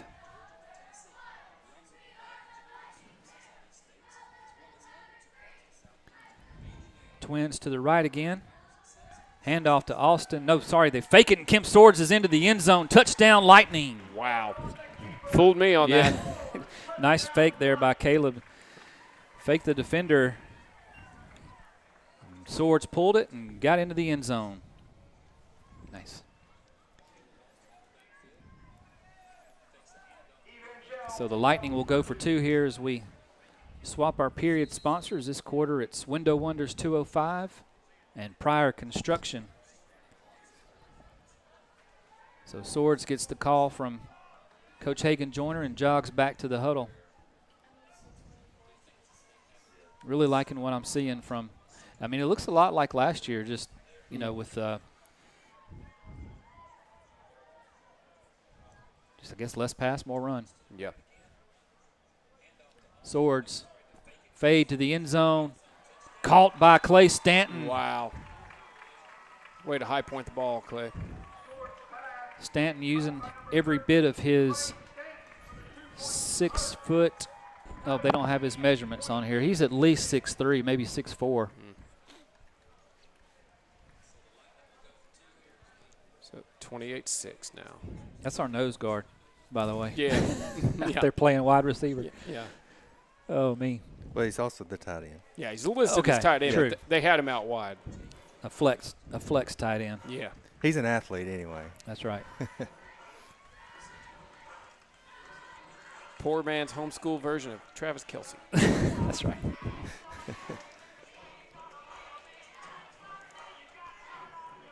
So the Lightning will tee it up at the 40-yard line, and Staniscavage will get his 4th kickoff attempt already? Or 5th? Let's see. We received to start the game, so I think this is his 4th. Yeah, we've scored 4 touchdowns. Squib kick this time. Whoa. It's an interesting hop. Yeah, bounced right up to number 88, and he falls on it. So the Knights will have good field position, as looks like the Lightning are kind of still trying to figure out what they want to do on the kickoffs. That was number 88, Tristan Kilpatrick for the Knights, covering up that squib kick / onside kick.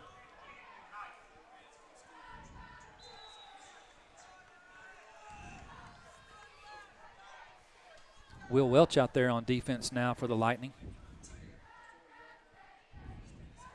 Guess he's giving Caleb Austin a spell. Yeah, that makes sense.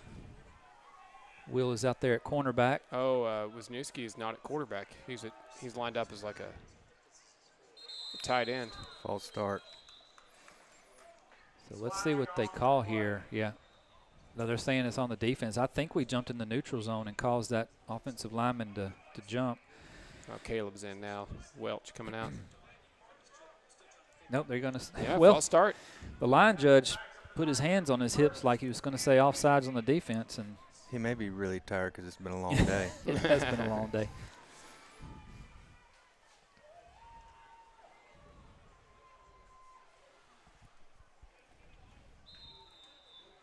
It's like, I don't know. Somebody jumped. Y'all call it. That is right, yeah. Wisniewski out here in the slot. Yeah, the Knights are trying to mix it up a little bit, because they have gotten nothing going on offense so far. So that's number 11, Reed Harvey, a sophomore, in there at quarterback now for the Knights. He throws it up to the middle to Wisniewski, who catches it at the 40-yard line. Tackled by Zion Thompson. Timed that really well. And that collision there, I think, rung the bell a little bit of Zion. They're going to say he was down at the 39.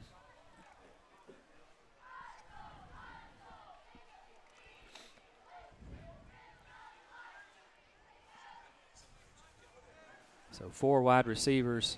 Looks like they got Zane Barlow on him now. Wisniewski lines up in the slot.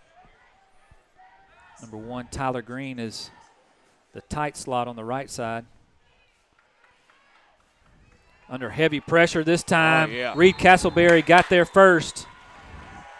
Grady Watkins and Clay Stanton to clean it up. As Reed Harvey gets introduced to the Lightning swarm.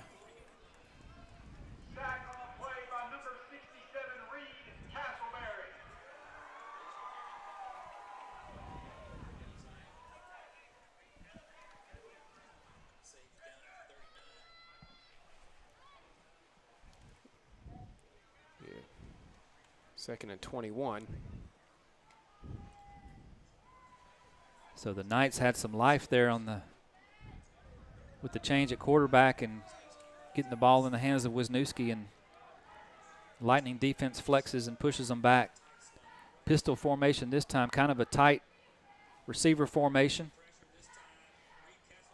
Pass out there to Wisniewski, who's nice job by Josh Lumen to bring the big man down.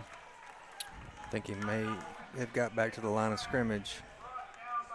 Yep, sure did. 3rd and 10. A little bit more than that. Oh, nope.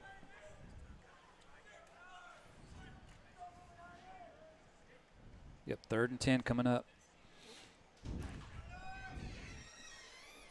So I think we see what the plan is now. Let's get the ball into the hands of number 10 out there in space. Yeah. Try to create some matchup problems, and it's worked so far.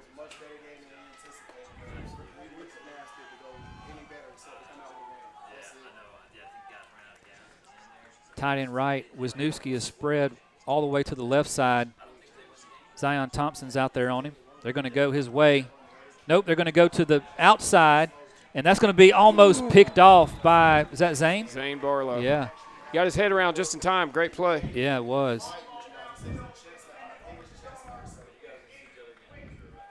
So Wisniewski went on a little post route.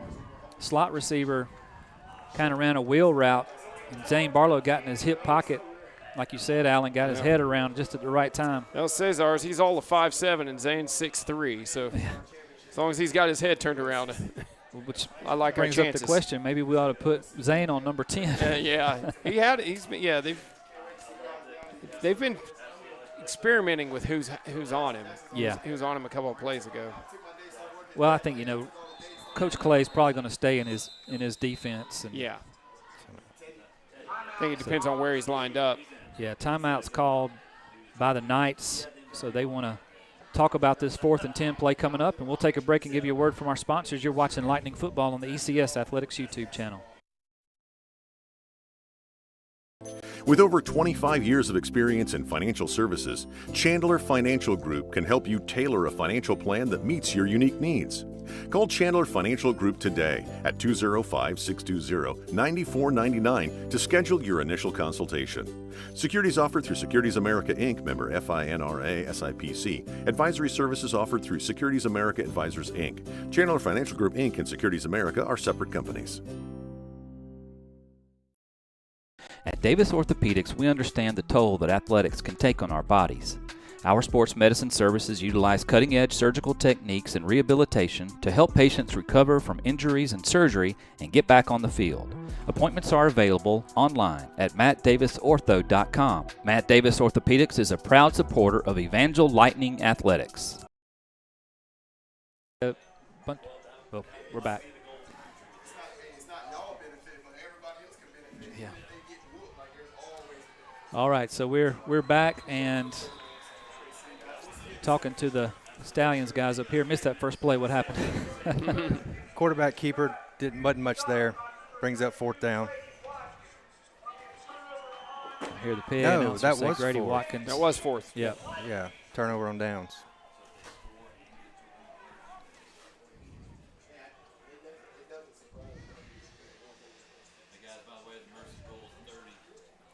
Okay. So I'm hearing that, so as in hot clock from that point? Okay. So I'm hearing that there will be a hot clock if there's a 30-point advantage for one team or the other. Hot clock on Rocky Tops. Lightning are 8 points shy. I think somebody mentioned that earlier. Reaching that mark. You know, with 8 fewer minutes, you never know. Timeout, Lightning.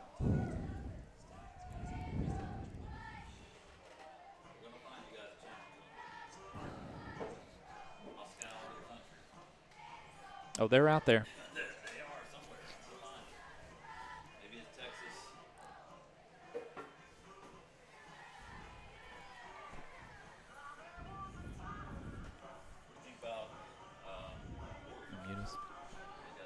We'll be right back.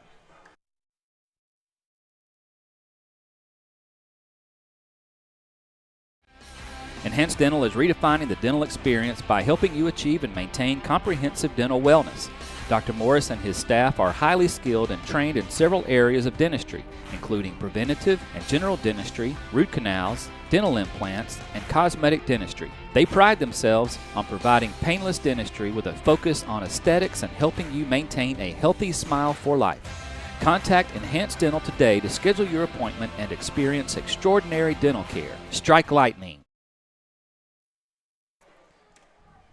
So 1st and 10 Lightning after the defensive stand. Turnover on downs by the Knights. Fumble on the play. Swords has to fall on it. So that's at least the second time there's been a center QB exchange issues on the shotgun snap. So we're going to have to clean that up a little bit.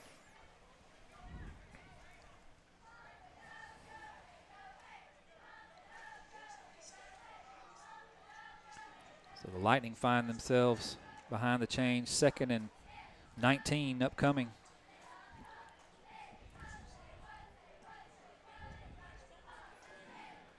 Five minutes and 20 seconds as the clock winds. Fake the handoff. Swords is going to run a little RPO action. Gets most of the yardage back and almost to the original line of scrimmage. Oh, we've got a guy down. Maybe a cramp. That's Caleb. Oh, that's Caleb. That's our other running back. I'm hoping he just got the wind knocked out of him there. Here, I'm checking the replay here. Yeah, and for those of you listening at home, we don't have a true replay yet. We're still working on that. But we're just watching the replay on the stream. It looked like he just took a cleat to the midsection toward the end of the play. That's worse than a cramp. Mm-hmm. Yeah, I think he'll be okay, but that looked like it probably did not feel good. I think a Knights player was falling down in front of him, and his cleat came up and sort of whiplashed him. Got him right. Looked like it got him in the abdomen or something. So Will Welch will come in to substitute for Caleb Austin. It will be 3rd down for the Lightning. And now the Lightning, I think, are going to – nope, the Knights call timeout. Timeout on the field. Nope. They initially called timeout for the Knights, but it's actually on the Lightning. So we will take a break and give you a word from our sponsors, and we'll be right back.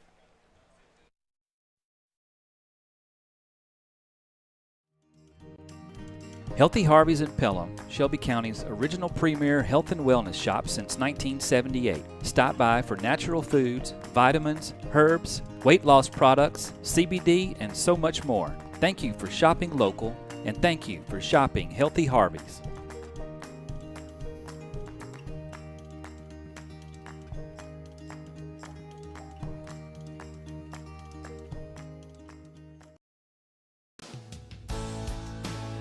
Are you looking for a skilled and experienced realtor in Alabama? Look no further than Jennifer Smith with Keller Williams Metro South in Alabaster. Jennifer specializes in helping clients buy, sell, and invest homes in Shelby County. With her expertise and dedication to her clients, Jennifer is committed to bringing hope to every home, one key at a time. Contact her today and take the next step in your real estate journey.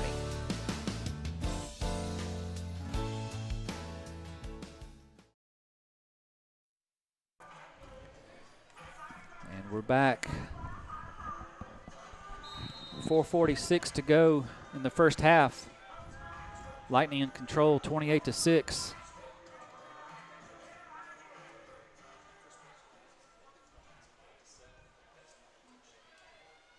Swords in the shotgun brings Zion Thompson in motion, throwing down the right sideline fade. Stanton's out there, and he's got it. What a catch. There's a flag. Oh. Yeah, it's got to be defensive pass interference because number I 5 was all over him.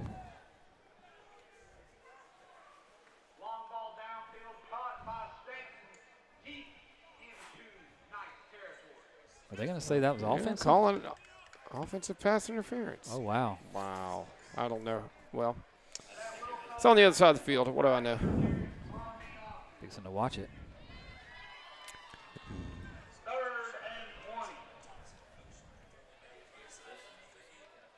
Oh, wow. No, that's just anyway. We watched it on the delayed stream and can't really see that Stanton made too much, if any, contact with the defender. He's just trying to high point the ball, but. So now it's going to be 3rd and a bunch, about almost 20 yards. Same play. This time it's a post route, though, and almost intercepted. Nice athletic play out there by number 5, Jake Cesars. Yeah.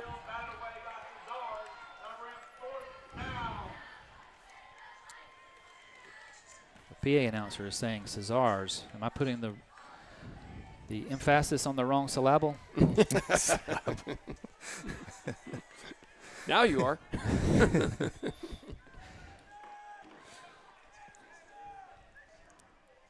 So punt formation for the Lightning.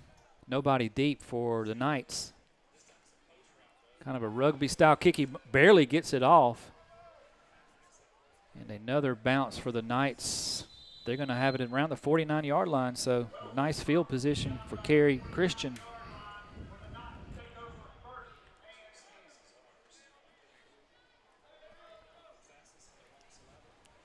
Well, let's see what they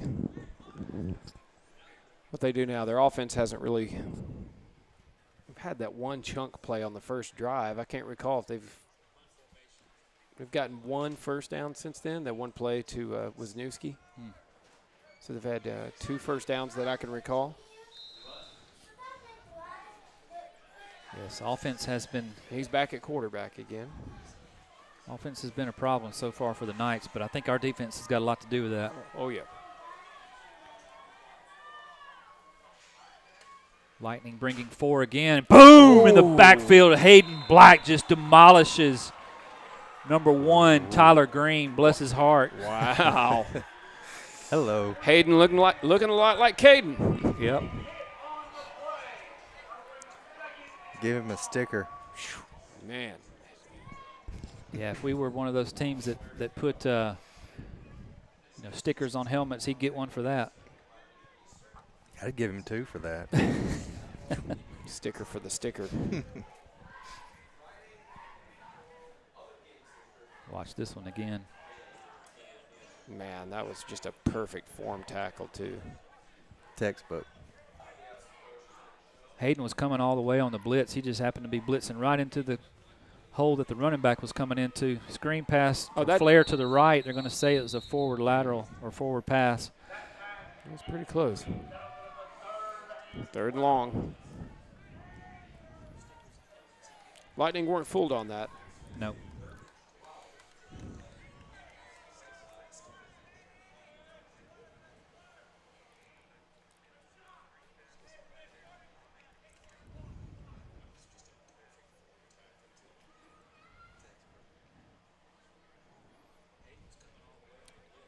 Didn't mention Chase Green is in there this time, the will linebacker position.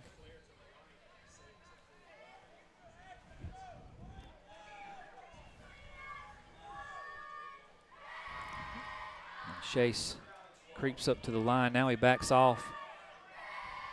Lightning are trying to get lined up here. There's some confusion out there. Grady Watkins, Clay Stanton's trying to get them lined up.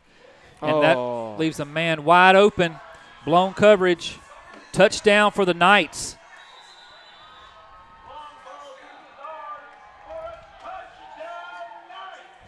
The Knights had numbers on this side, and it looked like Caleb Austin might have come up for one of the underneath routes. Might should have used that last time out. Just talking about it with Zion. Yeah, let's see what happened here. They had 3 wide receivers to the bottom of the formation. Hayden's out there. Oh, yeah. Caleb Austin came up to cover like the hitch route, and I don't know if Zion was supposed to come over the top to help, but there was nobody there.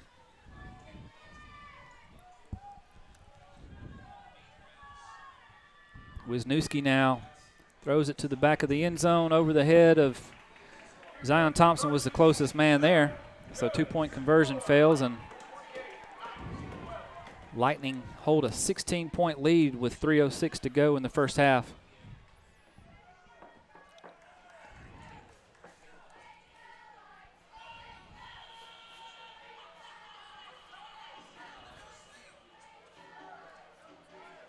So that play just looked bad from the start.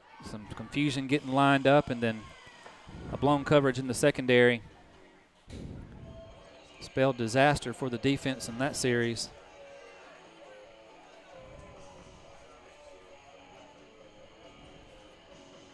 Looking on the sideline, it looks like Hunter Atkins has his shoulder pads off and is getting his knee iced down, I believe.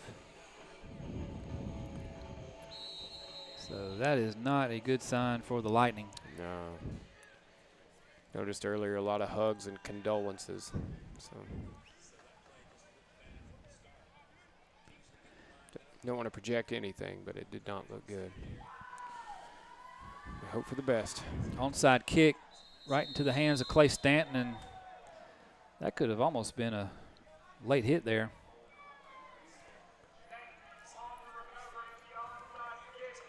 So the Lightning will be in excellent field position at their own 48-yard line with a little over 3 minutes to go. Plenty of time to strike here before the half.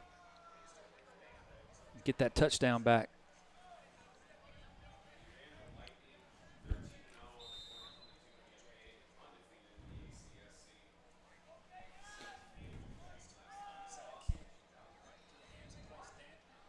Clay Stanton's lined up at tight end on the left side.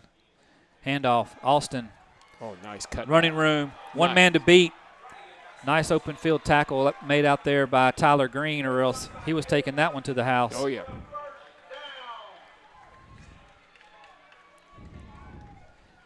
All the way to the 36-yard line. It'll be 1st and 10 for the Lightning. That was a 15-yard gain for Caleb Austin.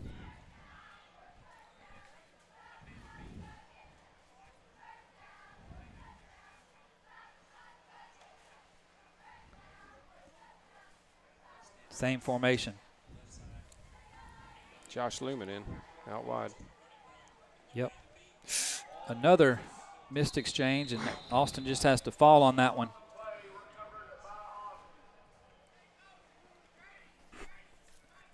I'm not sure what's going on there. It's just looks like a timing issue or something. Mm-hmm.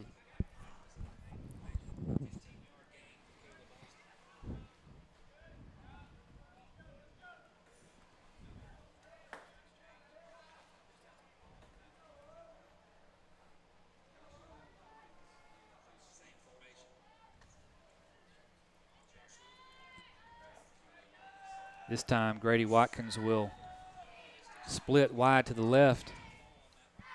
Looks like Zion Thompson split wide right.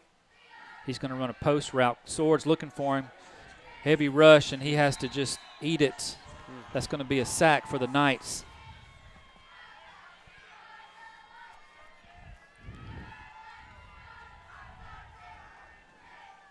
So 3rd and long now coming up for the Lightning. Looked like he might have had Zion if he could have got rid of it on the post route. Looked like he had the corner out there beat.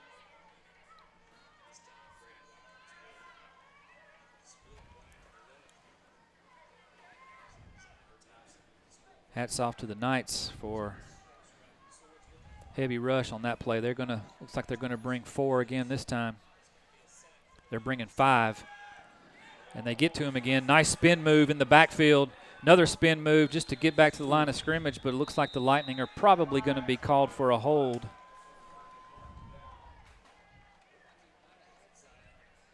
Oh, no. Oh, okay. Yeah, you're right. Well, I kind of guessed it was just thrown in the general area where holding's usually called. Yeah, well, the referee had his hand pointed out to the blocking the back towards the defense, but he was just. Yeah. So the Knights decline the penalty. It's going to be 4th and about 13 for the Lightning, and I think the Lightning are going to call their last time out, right? Yep. Yes. So we'll take a break with them, give you a word from our sponsors. Be right back. You're watching Evangel Lightning football on the ECS Athletics YouTube channel. Locally and family owned over 21 years, Pet Stop Pet Fence Systems of Alabama has supplied over 9,000 families with the very best in pet safety and training equipment since 1994, containing over 11,000 pets. Our Pet Stop electronic pet containment systems are unmatched in the industry. With literally thousands of possible configurations, our products can be specifically tuned for your dog or cat with independently adjustable receiver settings for each pet. Give your pet the freedom to roam in your yard off-leash today.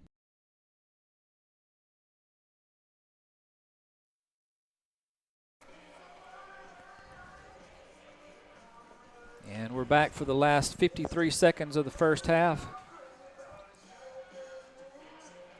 Lightning, with the exception of a couple of plays, have been in command most of the first half. What do you think of the choice to go for it here? Ball in this position. Well, with I think this it's much time left? Yeah, I think it's just that relying on their defense, thinking their defense can make a stand if they don't get it here. Trying to get it out there to Zion Thompson, just thrown a little bit short, because if Zion catches that and can make a play, he's probably got a first down. So turnover on downs. The Knights take over with 42 seconds left.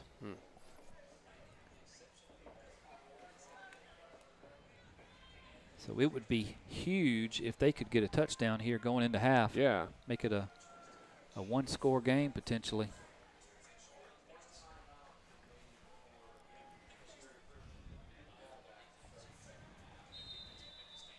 So let's see. Joshua Lumen is out there at linebacker, will linebacker this series.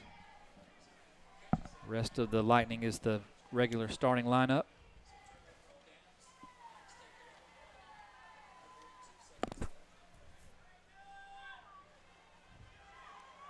Wisniewski is once again at quarterback. 4 wide receivers in the formation. Green comes in motion now. He's in the backfield with Wisniewski. Wisniewski down the middle, caught. Tackled quickly by Hayden Black, but not after plenty of yards for the first down and into Lightning territory.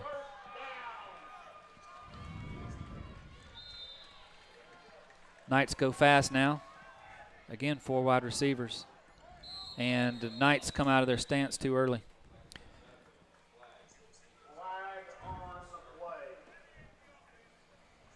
So that'll back them up 5 and stop the clock.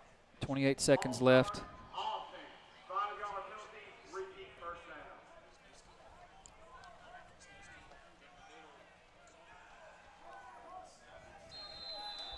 It's 10:23 local time.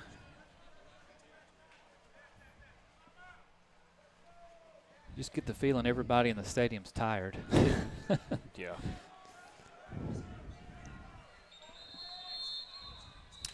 Timeout Knights. That is their second timeout of the half.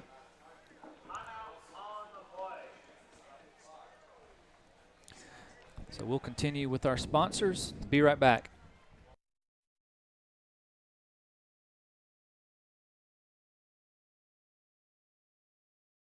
Located in Birmingham, Alabama, Pryor Construction, Inc. provides general contracting services to its clients. The company specializes in handling construction projects for the healthcare, industrial, office, and retail sectors. The company is a recipient of the Associated Builders and Contractors Award. Pryor Construction, Inc. is certified by the Leadership in Energy and Environmental Design and serves residential buildings, medical, and commercial industries. For more information, visit their website at pryorconstruction.com.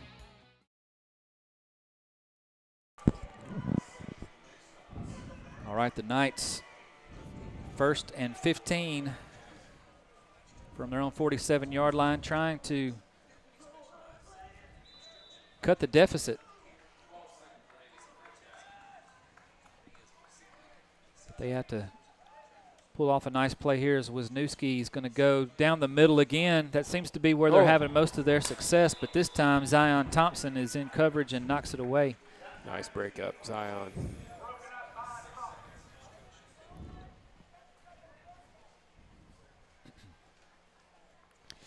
Which, you know, it makes the most sense. Sorry, go ahead, Alan. No, that Grady's holding his arm, man. I just noticed he's wincing out there. I don't think he's coming off the field. Go ahead. I was just going to say, it does seem like, or it makes sense with the defense, the Lightning plays, and as aggressive as they are up front, to, you know, the middle of the field should be the area for the most success in the secondary. Yeah, that's a great point. Lightning appear to be bringing 4 again on the rush. And they are. Unabated to the quarterback is Grady Watkins, and he disrupts the pass of Wisniewski. That's going to make it 3rd and 15. And he's slow to get up.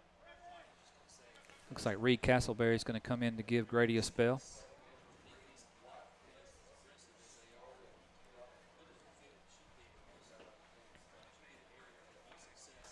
Yeah, just numbers right there. The Knights only had 3 linemen in the formation. All the rest of the receivers were split out. Lightning brought 4 rushers.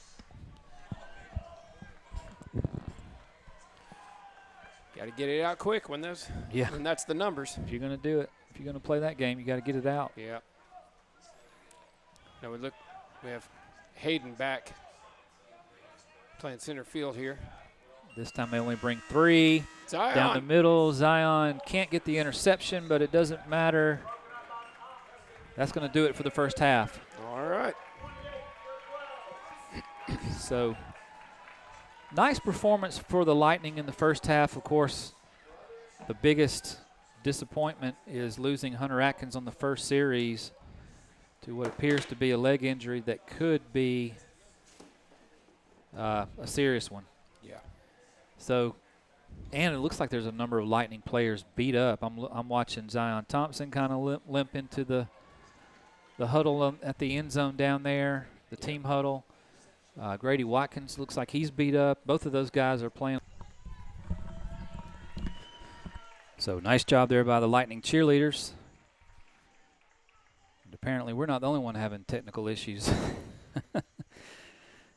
So, but they got it in and did a great job.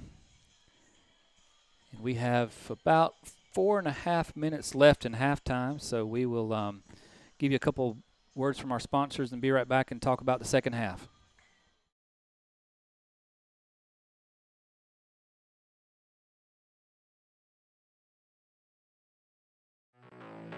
Family owned and operated for over 50 years, Shelby Concrete operates 9 ready-mix concrete plants from central Alabama to the Gulf Coast. For your commercial, residential, or industrial service needs, visit their website today and ask for a quote. ShelbyConcrete.com.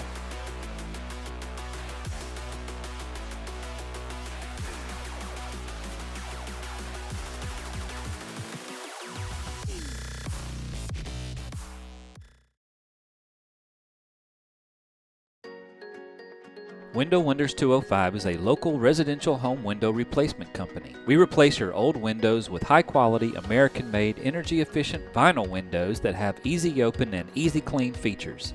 Our windows are tinted, filled with low-E argon gas, and come with a lifetime warranty.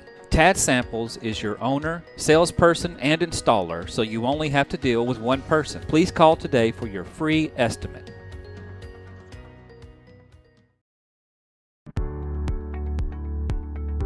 So Homewood School of Music is just that. It's a school. It's a place for education. We are not a retail location. Private instruction, group classes. We teach all ages. Basically, we can take everybody through whatever levels they want to go through. We can teach soloing, rhythm, theory, ear training between all of our teachers and our backgrounds. With the collective experience of our teachers at Homewood School of Music, we have seen our students go on to great and exciting things. One was even a Grammy-nominated artist. Others have gone on to teach in high school, college level, and in the private sector. Some are even right here at home and are competitors of ours, and we're very proud of all of them.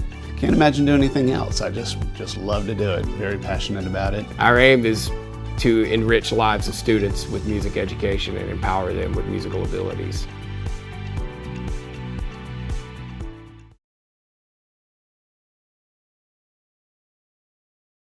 At South Oak Title, we have extensive experience in residential real estate transactions, enabling us to serve our clients in all their closing needs. We understand that your closing isn't just a file, it's a promise. We create a better title and closing experience by using cutting-edge technology and top-notch customer service that we tailor to meet our clients' needs. Whether you have complicated title issues, need a little extra care, or have questions about title insurance, we're here to support you every step of the way so that you can close with confidence.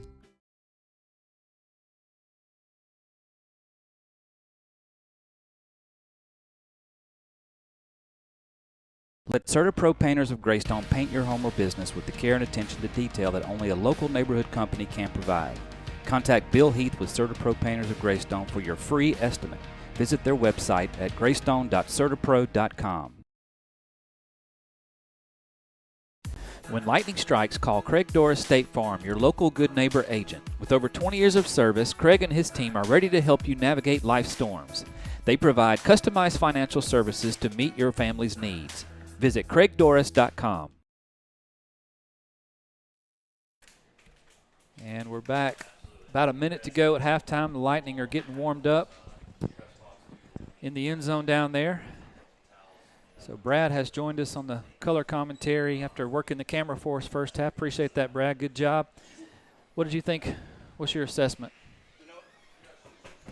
You know, on the offense, it was really good to see Swartz out there moving around, breaking some tackles, being shifty. It was also good to see Big Clay Stanton out there getting some receptions. I think that's a huge benefit going forward out there with his height advantage over pretty much any defense we'll play.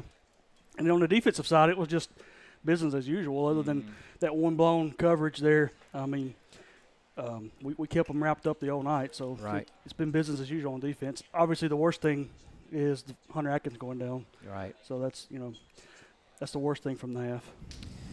Yeah, hopefully it's not too serious, but it doesn't look good. Right.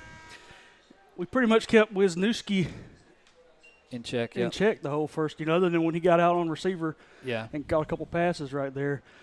He hadn't been able to get anything on the ground. I don't think he's at any positive yardage tonight, so that's a huge plus.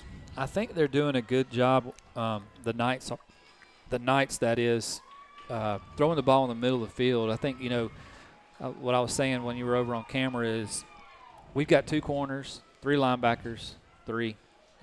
Right. So basically, your corners are your safeties as well, and so if you got to spread out wide and as aggressive as we are, that middle of the field should be easy pickings. Now. And they've had some good passes there. Fortunately, our linebackers have been quick enough to get on them right after they catch it. So not a lot of yards after catch, but definitely some area right there for them to pick at. That's right. So the Lightning will be kicking this half. They received the first half. How about that start? Wow. That was crazy. I mean, 2 crazy 2 special kickoffs, teams 2 plays touchdowns. there. Yeah. Yep, and our third quarter sponsors, that's Davis Orthopedics and Pet Stop Systems of Alabama. So we have an orthopedic dentist, an orthopedic, that'd be interesting. an orthopedic sponsor and an orthodontist sponsor. So I have to make sure I say the right one. That's right.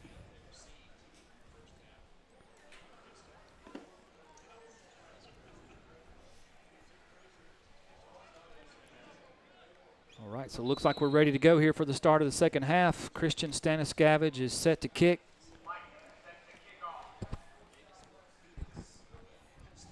Tyler Green, I'm sorry, that is number 5. Jake Caesar's deep to receive. Instead, it's a short kick. It's out of bounds at the 45-yard line. Knights will start there. Yeah, it'll be interesting to see this half if they move Wisniewski around more like they did that second quarter there. Right. He definitely has a height advantage over most of our guys. Yeah, we were talking. Other than Zane. Zane Barlow is about our tallest That's receiver. Right. He might be the best matchup for Wisniewski. All the rest of our – well, Caleb Austin is not short.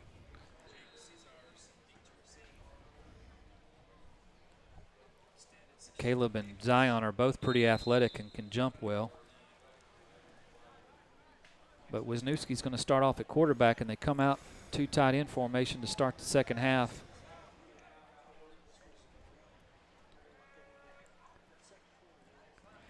Lightning with 6 men in the box. Wisniewski wants to run it around left end, trying to outrun Grady Watkins, and he can't do it.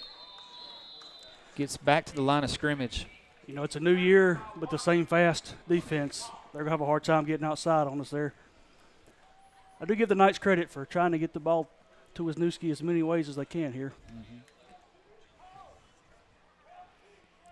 So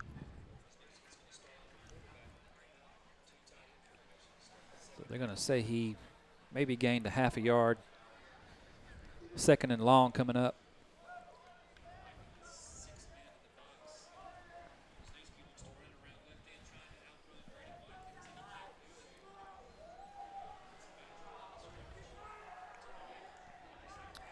Looks like Chase Green gets the start at the will linebacker, although he's putting a hand down here in this 2-tight formation. Now they go to a 3 wide receiver look out of the shift.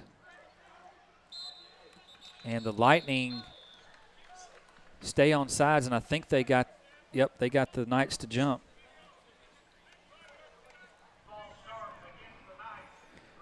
And I've been impressed with the Lightning tonight. For first game, we really haven't had a lot of mistakes. Not a lot of penalties. Had a one offsides penalty early. Yeah.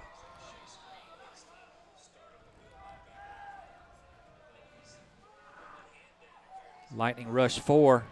Wisniewski's pass. Sorry, that is not Wisniewski. Was that intercepted by Zion? Yes. A one-handed catch. Yes. They were targeting Wisniewski. Zion came over the top. Yep. They overthrew him by a step. Zion was there to pick it. Yeah, Reed Harvey, number 11, was in there at quarterback, not number 10, who wound up being the intended receiver. And Zion Thompson with an athletic interception. You know, I really thought Wisniewski could have got that ball. He was right there on it. He didn't. Yeah. I thought he might lay out for it there. Lucky he might have got turned around a little bit. Yeah. He really didn't get a good Didn't eye on find the ball. Yeah. So Lightning come out. Clay Stanton tight end at the top of the formation. Will Welch in motion. Little trap play. Caleb Austin cuts it back, but Wisniewski wraps him up right around the line of scrimmage for no gain.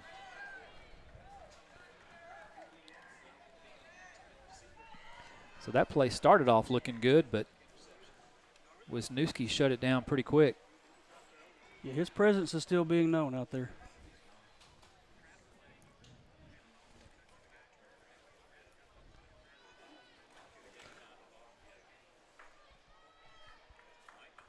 I figure we'll see that the second half start popping that pop pass to Will around the end there. They've been setting it up all first half. Knights rush 4, screen pass, kind of floats out there to Will Welch. He makes something happen, though, as several Cary Christian Knight defenders miss him. Wisniewski in for the tackle on that one. Yeah, that was all Will Welch. As Kemp Swords kind of threw that one off of his back foot. It's 3rd down and manageable. Grady Watkins in there now to spell Clay Stanton. No, sorry, Stanton's still in there. 2 tight end formation. 2 men in the backfield. Caleb Austin gets the handoff, and he's going to be stopped short of the first down marker. Decision time for Coach Smith as it's 4th and short. I don't see any personnel changing. Yeah, the Lightning are pretty, well, not deep, but they're not close to midfield. There comes the punt team. Yeah, I think that's the right call here.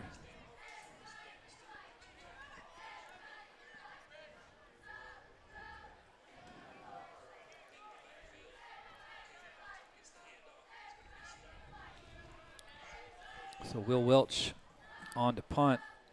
Looks like the Knights are just going to play it safe here. Nobody is deep to receive. Welch takes his time getting it off, and this time it's a nice punt and does take a lightning bounce inside the 25-yard line, down around the 23.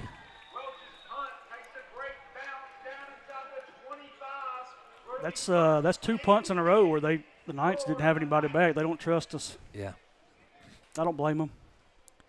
Yeah, especially with an athlete like Welch back there. Right. I mean, he can take off and run with it, especially 4th and short like that.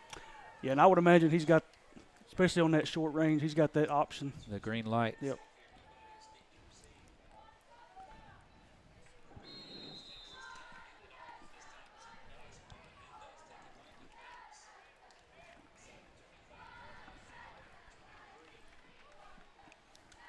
So now Joshua Lumen in there at will linebacker as we see that platoon of Lumen and Chase Green.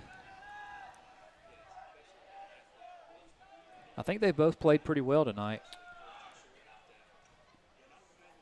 Indeed. As the Lightning look like they're going to rush more than the Knights have to block them.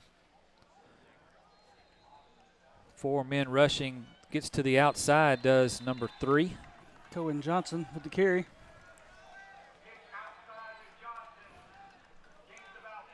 Cohen Johnson. What number is he? 13. 13, okay. Yeah. Oh, I see. I thought it was number 3, not 13. Is that the first time we've called his name tonight? I think so. Yeah, I think that's the first I couldn't time he's find carried it. Wisniewski on that play. Where was he lined up? Me neither. He's not in there. He's not out there. No, he's on the sideline. I see him.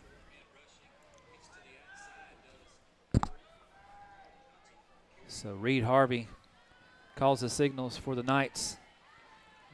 Quick slant out of a little pick play, it looks like. And it's there. Yeah, number 7, Phillip Wentz, was open. Harvey's pass just off the mark. I imagine as it's getting later, that dew's falling, that ball may be getting a little slippery out there. Mm-hmm.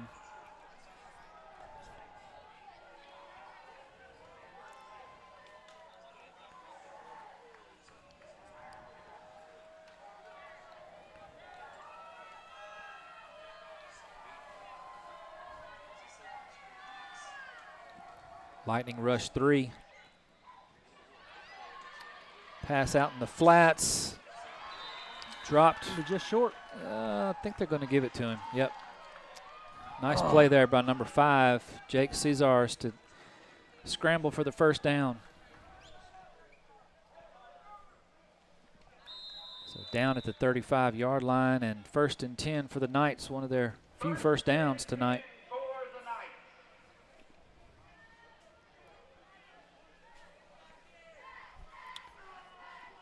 Wisniewski back in the huddle.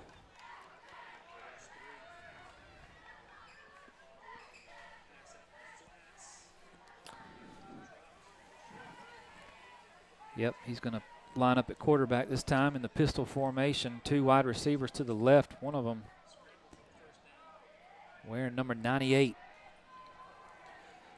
That's what's cool about 8-man. And I think they took illegal shift. Yeah. Or delay a game. False start. Yeah, they gave the false start signal there.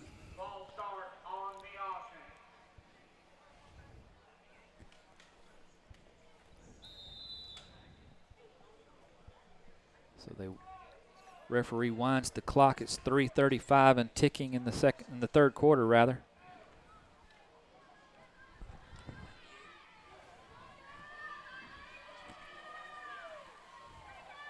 Knights come out 2 wide left, 1 wide right. Pistol formation in the backfield. Man. Wow. Nothing doing for Tyler Green on the toss sweep. They brought the big number 98 on sort of a crackback block on the linebacker, but the swarming defensive line for the Lightning were there to make sure he didn't get to the outside. Zane and Clay collided pretty heavily on that play themselves. They both kind of got up slow.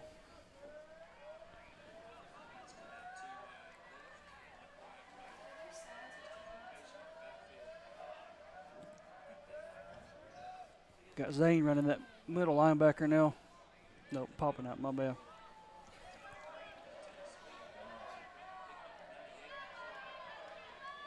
A lot of shifting going on by the Knights.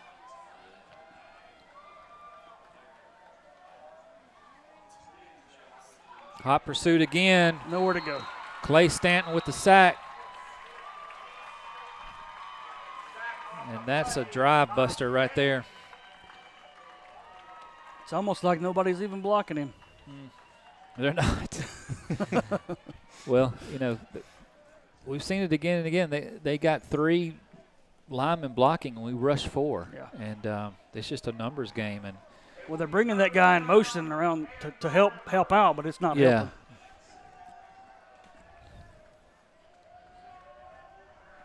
We were talking about that in the first half. If you're going to do that, you better get it out quick.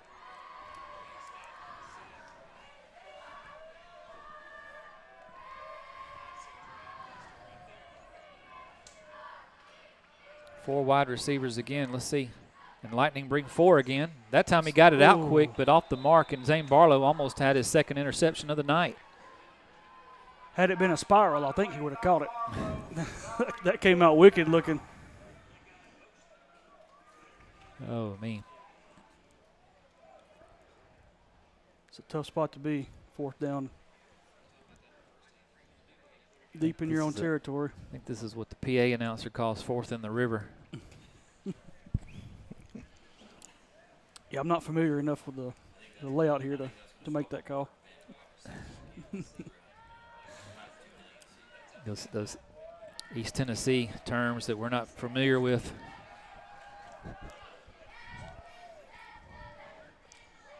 A rolling snap back to the punter. Nice spiraling kick, turns over and backs Caleb Austin up way back. Wow, what a punt. Wow.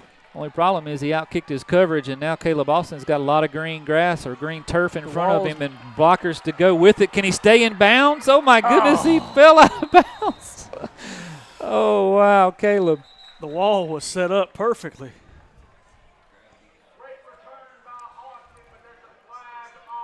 Oh, my goodness. Did we block in the back?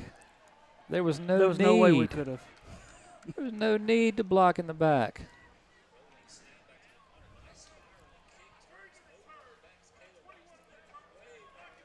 Number 21, Hayden Black. Hayden having such a good game. I think Hayden disagrees with that call.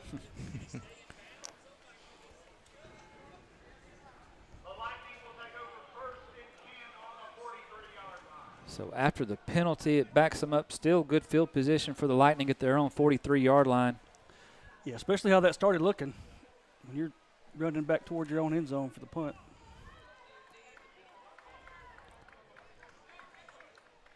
So Will Welch is on the field. Clay Stanton, Zion Thompson, and now Caleb Austin is split wide right. Baylor Parker is out there. He played a good bit in the first half. They brought him in that third quarter. Yep, Swords on the keeper. Play picked up about 4 yards on first down.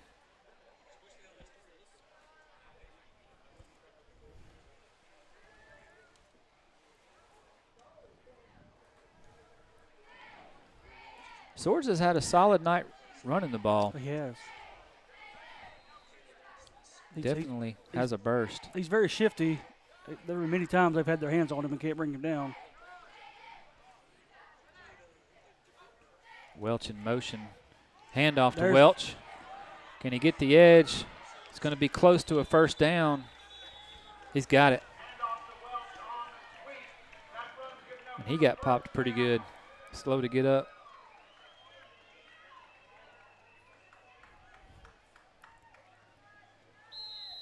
So 1st and 10 Lightning at the Knights 46-yard line.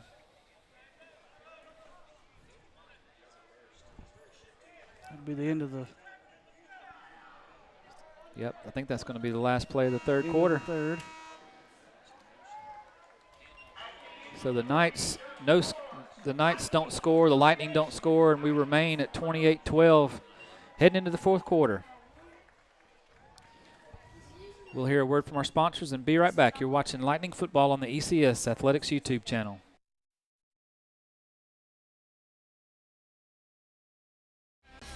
Enhanced Dental is redefining the dental experience by helping you achieve and maintain comprehensive dental wellness. Dr. Morris and his staff are highly skilled and trained in several areas of dentistry, including preventative and general dentistry, root canals, dental implants, and cosmetic dentistry. They pride themselves on providing painless dentistry with a focus on aesthetics and helping you maintain a healthy smile for life. Contact Enhanced Dental today to schedule your appointment and experience extraordinary dental care. Strike lightning. Located in Helena, Alabama, and providing the Birmingham metro area with farm fun in the city limits. Join us in October for The Patch, voted Best Pumpkin Patch in Birmingham. Visit us at helenahollow.com for more information and plan to join us at Helena Hollow, where the good times grow. Neurofeedback is training for the brain, like physical training is for the body. This is a holistic way to enhance brain performance. MindWorks Neurofeedback has been serving our community for over 5 years and has helped clients with many types of brain-related issues. Visit our website for more information.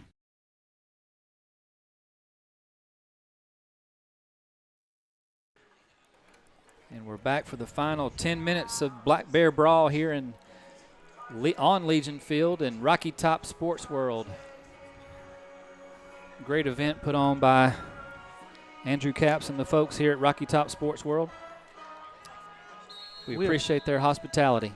We appreciate the 102 of you that are staying up till 10 p.m. to watch us there on Central Time.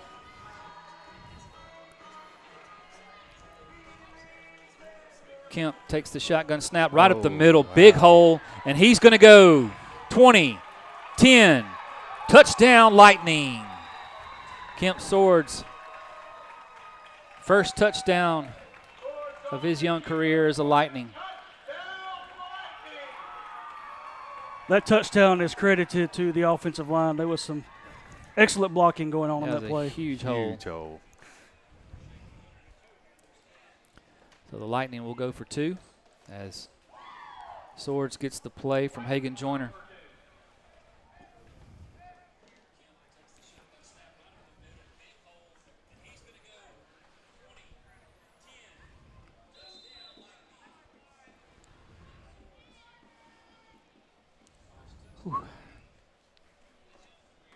Lightning taking their time here as they break the huddle and get to the line.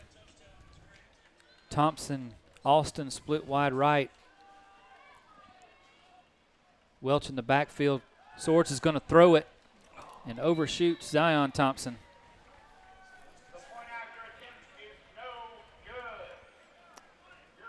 So 34-12 is your score. 22-point lead for the Lightning. There's still a chance, Kirk. If we'd had the extra 8 minutes, I'm sure we'd have got there. Absolutely. Absolutely. But then we'd have been playing to midnight. Yeah.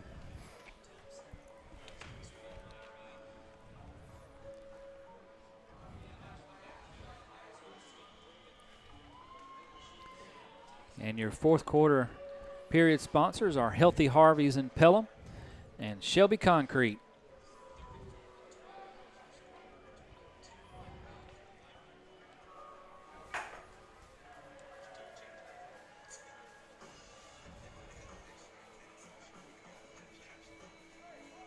I've used both of those. Have you? I have. I've shopped at Healthy Harvey's myself. Yeah. Haven't had a need for concrete, although my builder could have used Shelby concrete, and I just didn't know it when I built my house. That's right. Staniscavage's kick, angled to the right side. Fair catch is caught by number 13 as he sticks his hand out and makes sure Nick Cloud, Wildcat, doesn't run into him. Easy Wildcat. He saw what happened that first quarter when his teammate got demolished. Yeah.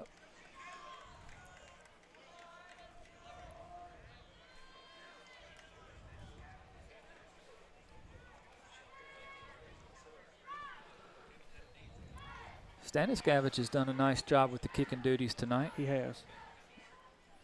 Kept it in bounds for the most part. Got Carson playing nose guard.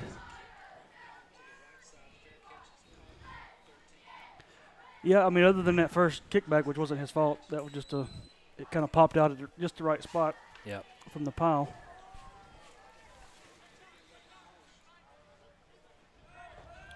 Will Welch is in for Caleb Austin at corner. Lightning are bringing 4 rushers again. Quarterback's in trouble again. Still on his feet. He's running the wrong way, though. Finds a man who catches it back around the line of scrimmage. It gets dropped for about a 1 yard, maybe 2 yard gain after all that. Nice tackle by Zion Thompson. Yeah, he was running for his life back there, begging somebody to pop open. Carson was so close to his first sack. I'm assuming that would be his first sack. Now Carson's like, all right. I saw him do this. Time to tap out. This close, this close. He just ran 50 yards.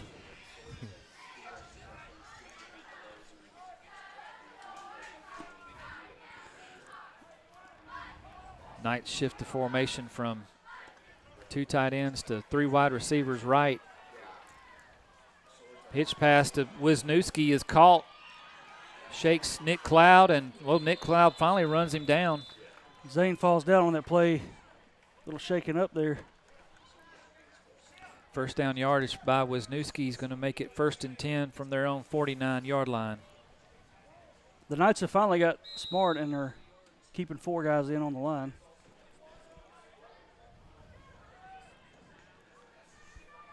Swartz coming out on defense now.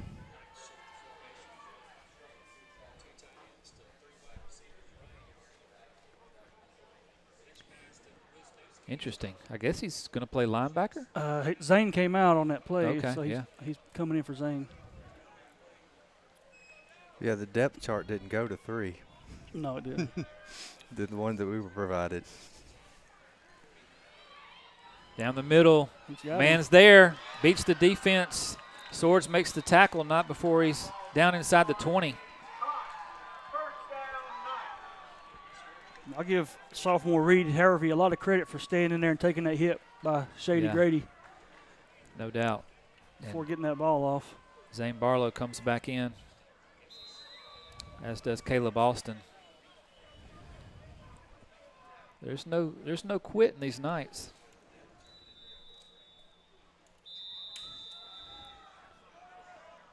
There's a timeout on the field. Looks like the Lightning called timeout, so that'll be their first timeout of the half. So we will take a break and come right back. You're watching Lightning football. Located in Helena, Alabama, and providing the Birmingham metro area with farm fun in the city limits. Join us in October for The Patch, voted Best Pumpkin Patch in Birmingham. Visit us at helenahollow.com for more information and plan to join us at Helena Hollow, where the good times grow.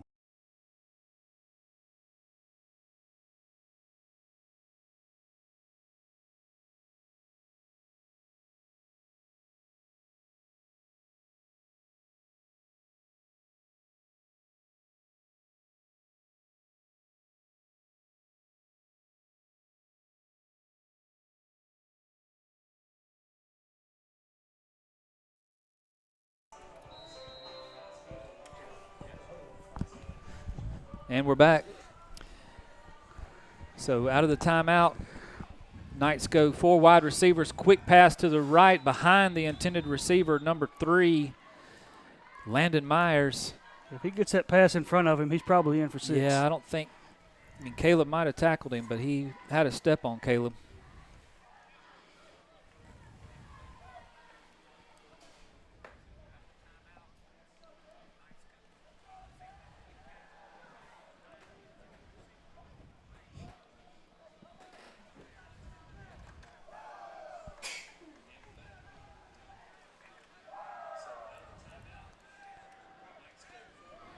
So 3 wide receivers tied into the left side of the formation this time. 4-man rush again. And Harvey's running for his life again. This time he gets out of it. It's going to slide down at the 10 awkwardly. That was very awkward. That was scary awkward. Yeah, glad he was able to get up. He is limping a little bit.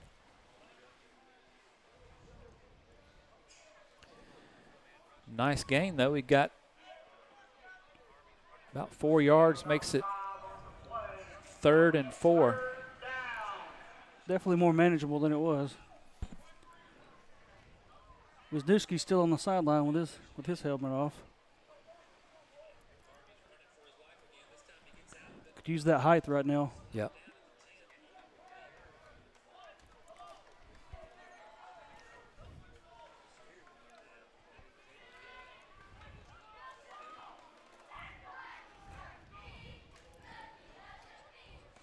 Pistol formation, 3 wide receivers. Quick pitch to the right. And Zane Barlow is right there to make sure he doesn't get outside. Tackled from behind by Cole Romano. Yes, they did a great job of cutting that edge off, cutting the corner off, waiting on help to come in from the backside. Yeah, I did make it to one of the practices, and Clay Romano was teaching the guys, to maintain, come up field, but maintain that outside leverage. Yeah, he did a great job of that. Especially on a big field like this. It's easy. Once they get that edge, it's over. 2 tight end formation. Big 4th down. They stay in it. Wisniewski to the end zone. Intercepted by Zion Thompson. Pick number 2 or 3 for Zion? That's his second. 3rd of the game. 3rd total. 3rd. Yeah. Third no, total. his second, yeah. 3 total. Zane had a pick. Mm-hmm. Zane had one, that's right.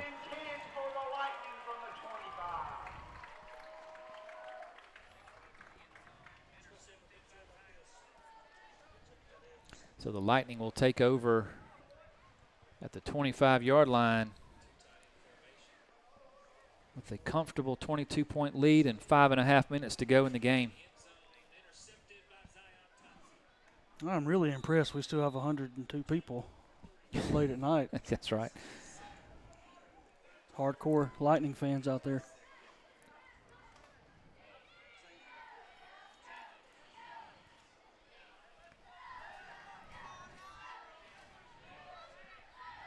Welch in motion, handoff, Caleb Austin, and nice tackle there by number 20 for the Knights, or excuse me, 28. That's Juan DeWitt. Say that 3 times real fast. Literally, Juan DeWitt, D-E-W-E-T. And there was a space between the D and that's right. The D-E and the W. Makes it DeWitt, not do it. Right. Got Caleb's cramping up on the sidelines over here. No, that's not Caleb. That's Zion. Sorry.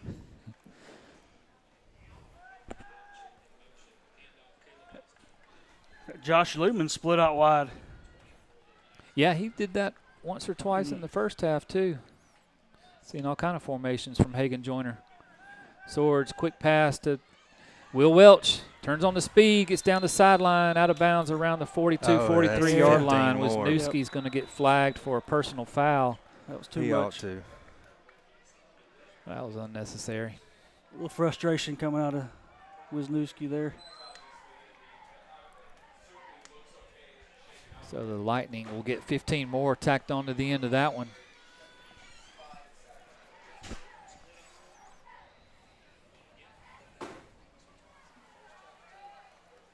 I think Wisniewski will take a break now.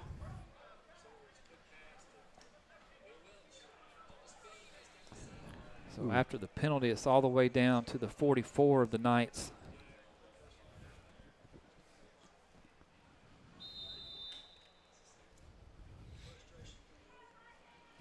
Baylor Parker still in there at right guard. Reed Castleberry at left guard for the Lightning.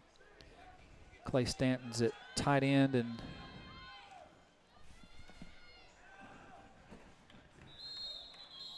I didn't see what you were pointing Got at. Josh Lumen there as a lead blocker out of the backfield. What were you seeing there, Kirk?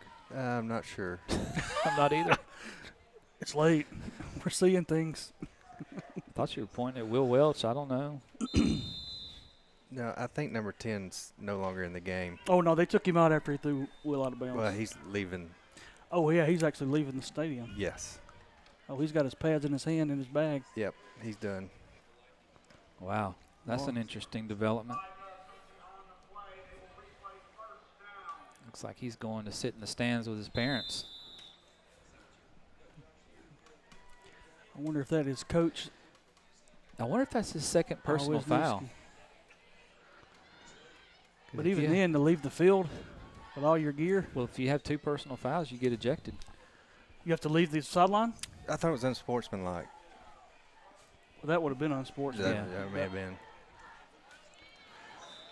Caleb Alston running hard down to the 40-yard line. Flag, late flag. A lot of chippiness going on, I think. Let's see what the call is this time. Yep, another dead ball foul. This time it's on the Lightning.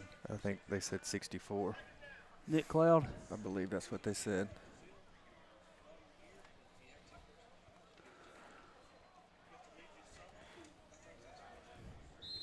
Wildcat got a little too wild. Yeah, and they call him Wildcat for a reason.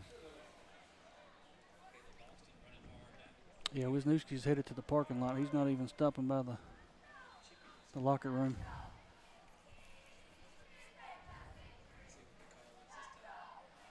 So 2 tight ends for the Lightning now. It's probably going to be ground and pound for the rest of the game. As what's the penalty flag now? Offsides, maybe? No, false start. Oh. They drew him offsides.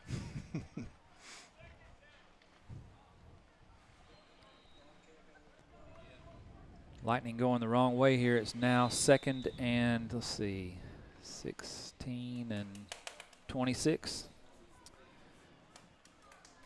The river. The river. The Nanahala, the Ocoee. Yeah, I'm not sure.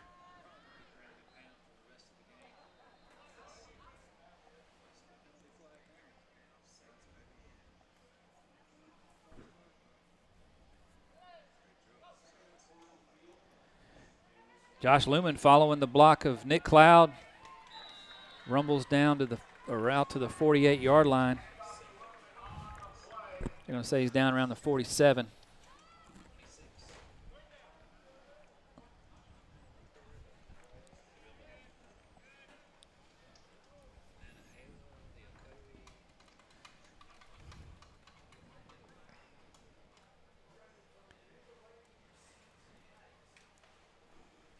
Looks like number 52 in the game for the Lightning now. Henry Rhodes. Oh, Henry. Henry's on the fishing team as well. And Stone Henderson, 22. Yep, Stone Henderson in the backfield. He'll get the handoff. Runs right into a defender. I would say run over. Yeah. Stone's a tough sophomore.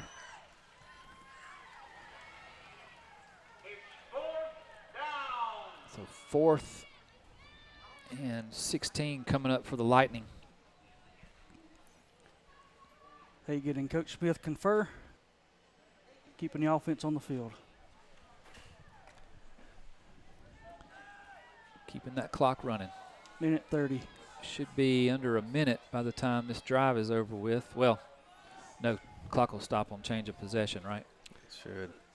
Assuming we don't get the first down here.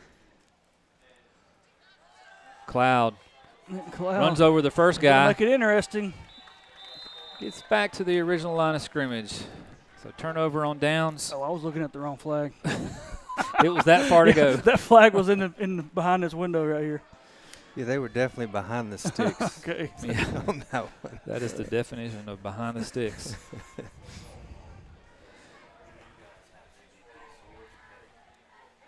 So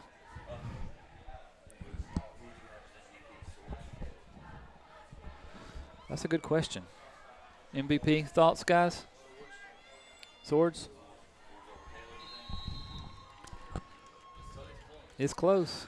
So yeah, I'd say Kemp Swords or Caleb Austin for sure. Zane Barlow had a pick. Zion Thompson had a couple picks.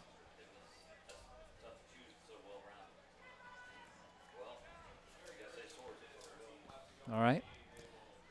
Just conferring with Andrew Capps, who's thinking Swords might be our MVP of this one. Zane Barlow runs down the receiver before he can get started and winds up with a short gain, maybe a yard. Yeah, nice run down by Zane. Bring up 3rd and 9. Sorry, 2nd and 9. That was only first down. Whew. It's been a long day. Yeah. And we didn't make the hot clock. Oh, not going to make the hot Not clock. going to make the hot clock. Streak is over. It's your fault. You called it. Well, if we'd have had the extra 8 minutes. That's right. It's, you know. And injuries and cramps and playing both ways. Yeah. Oh. That's almost another pick by Zion. I was just looking. So this will wind up being the Lightning's 18th win in a row. 18. We're at 17. Yep. So last loss coming November 5 of 2021 to the Ezekiel Knights, the year they won the ACSC state title. Still hurts to say that. Yes, it does. That was an interesting game.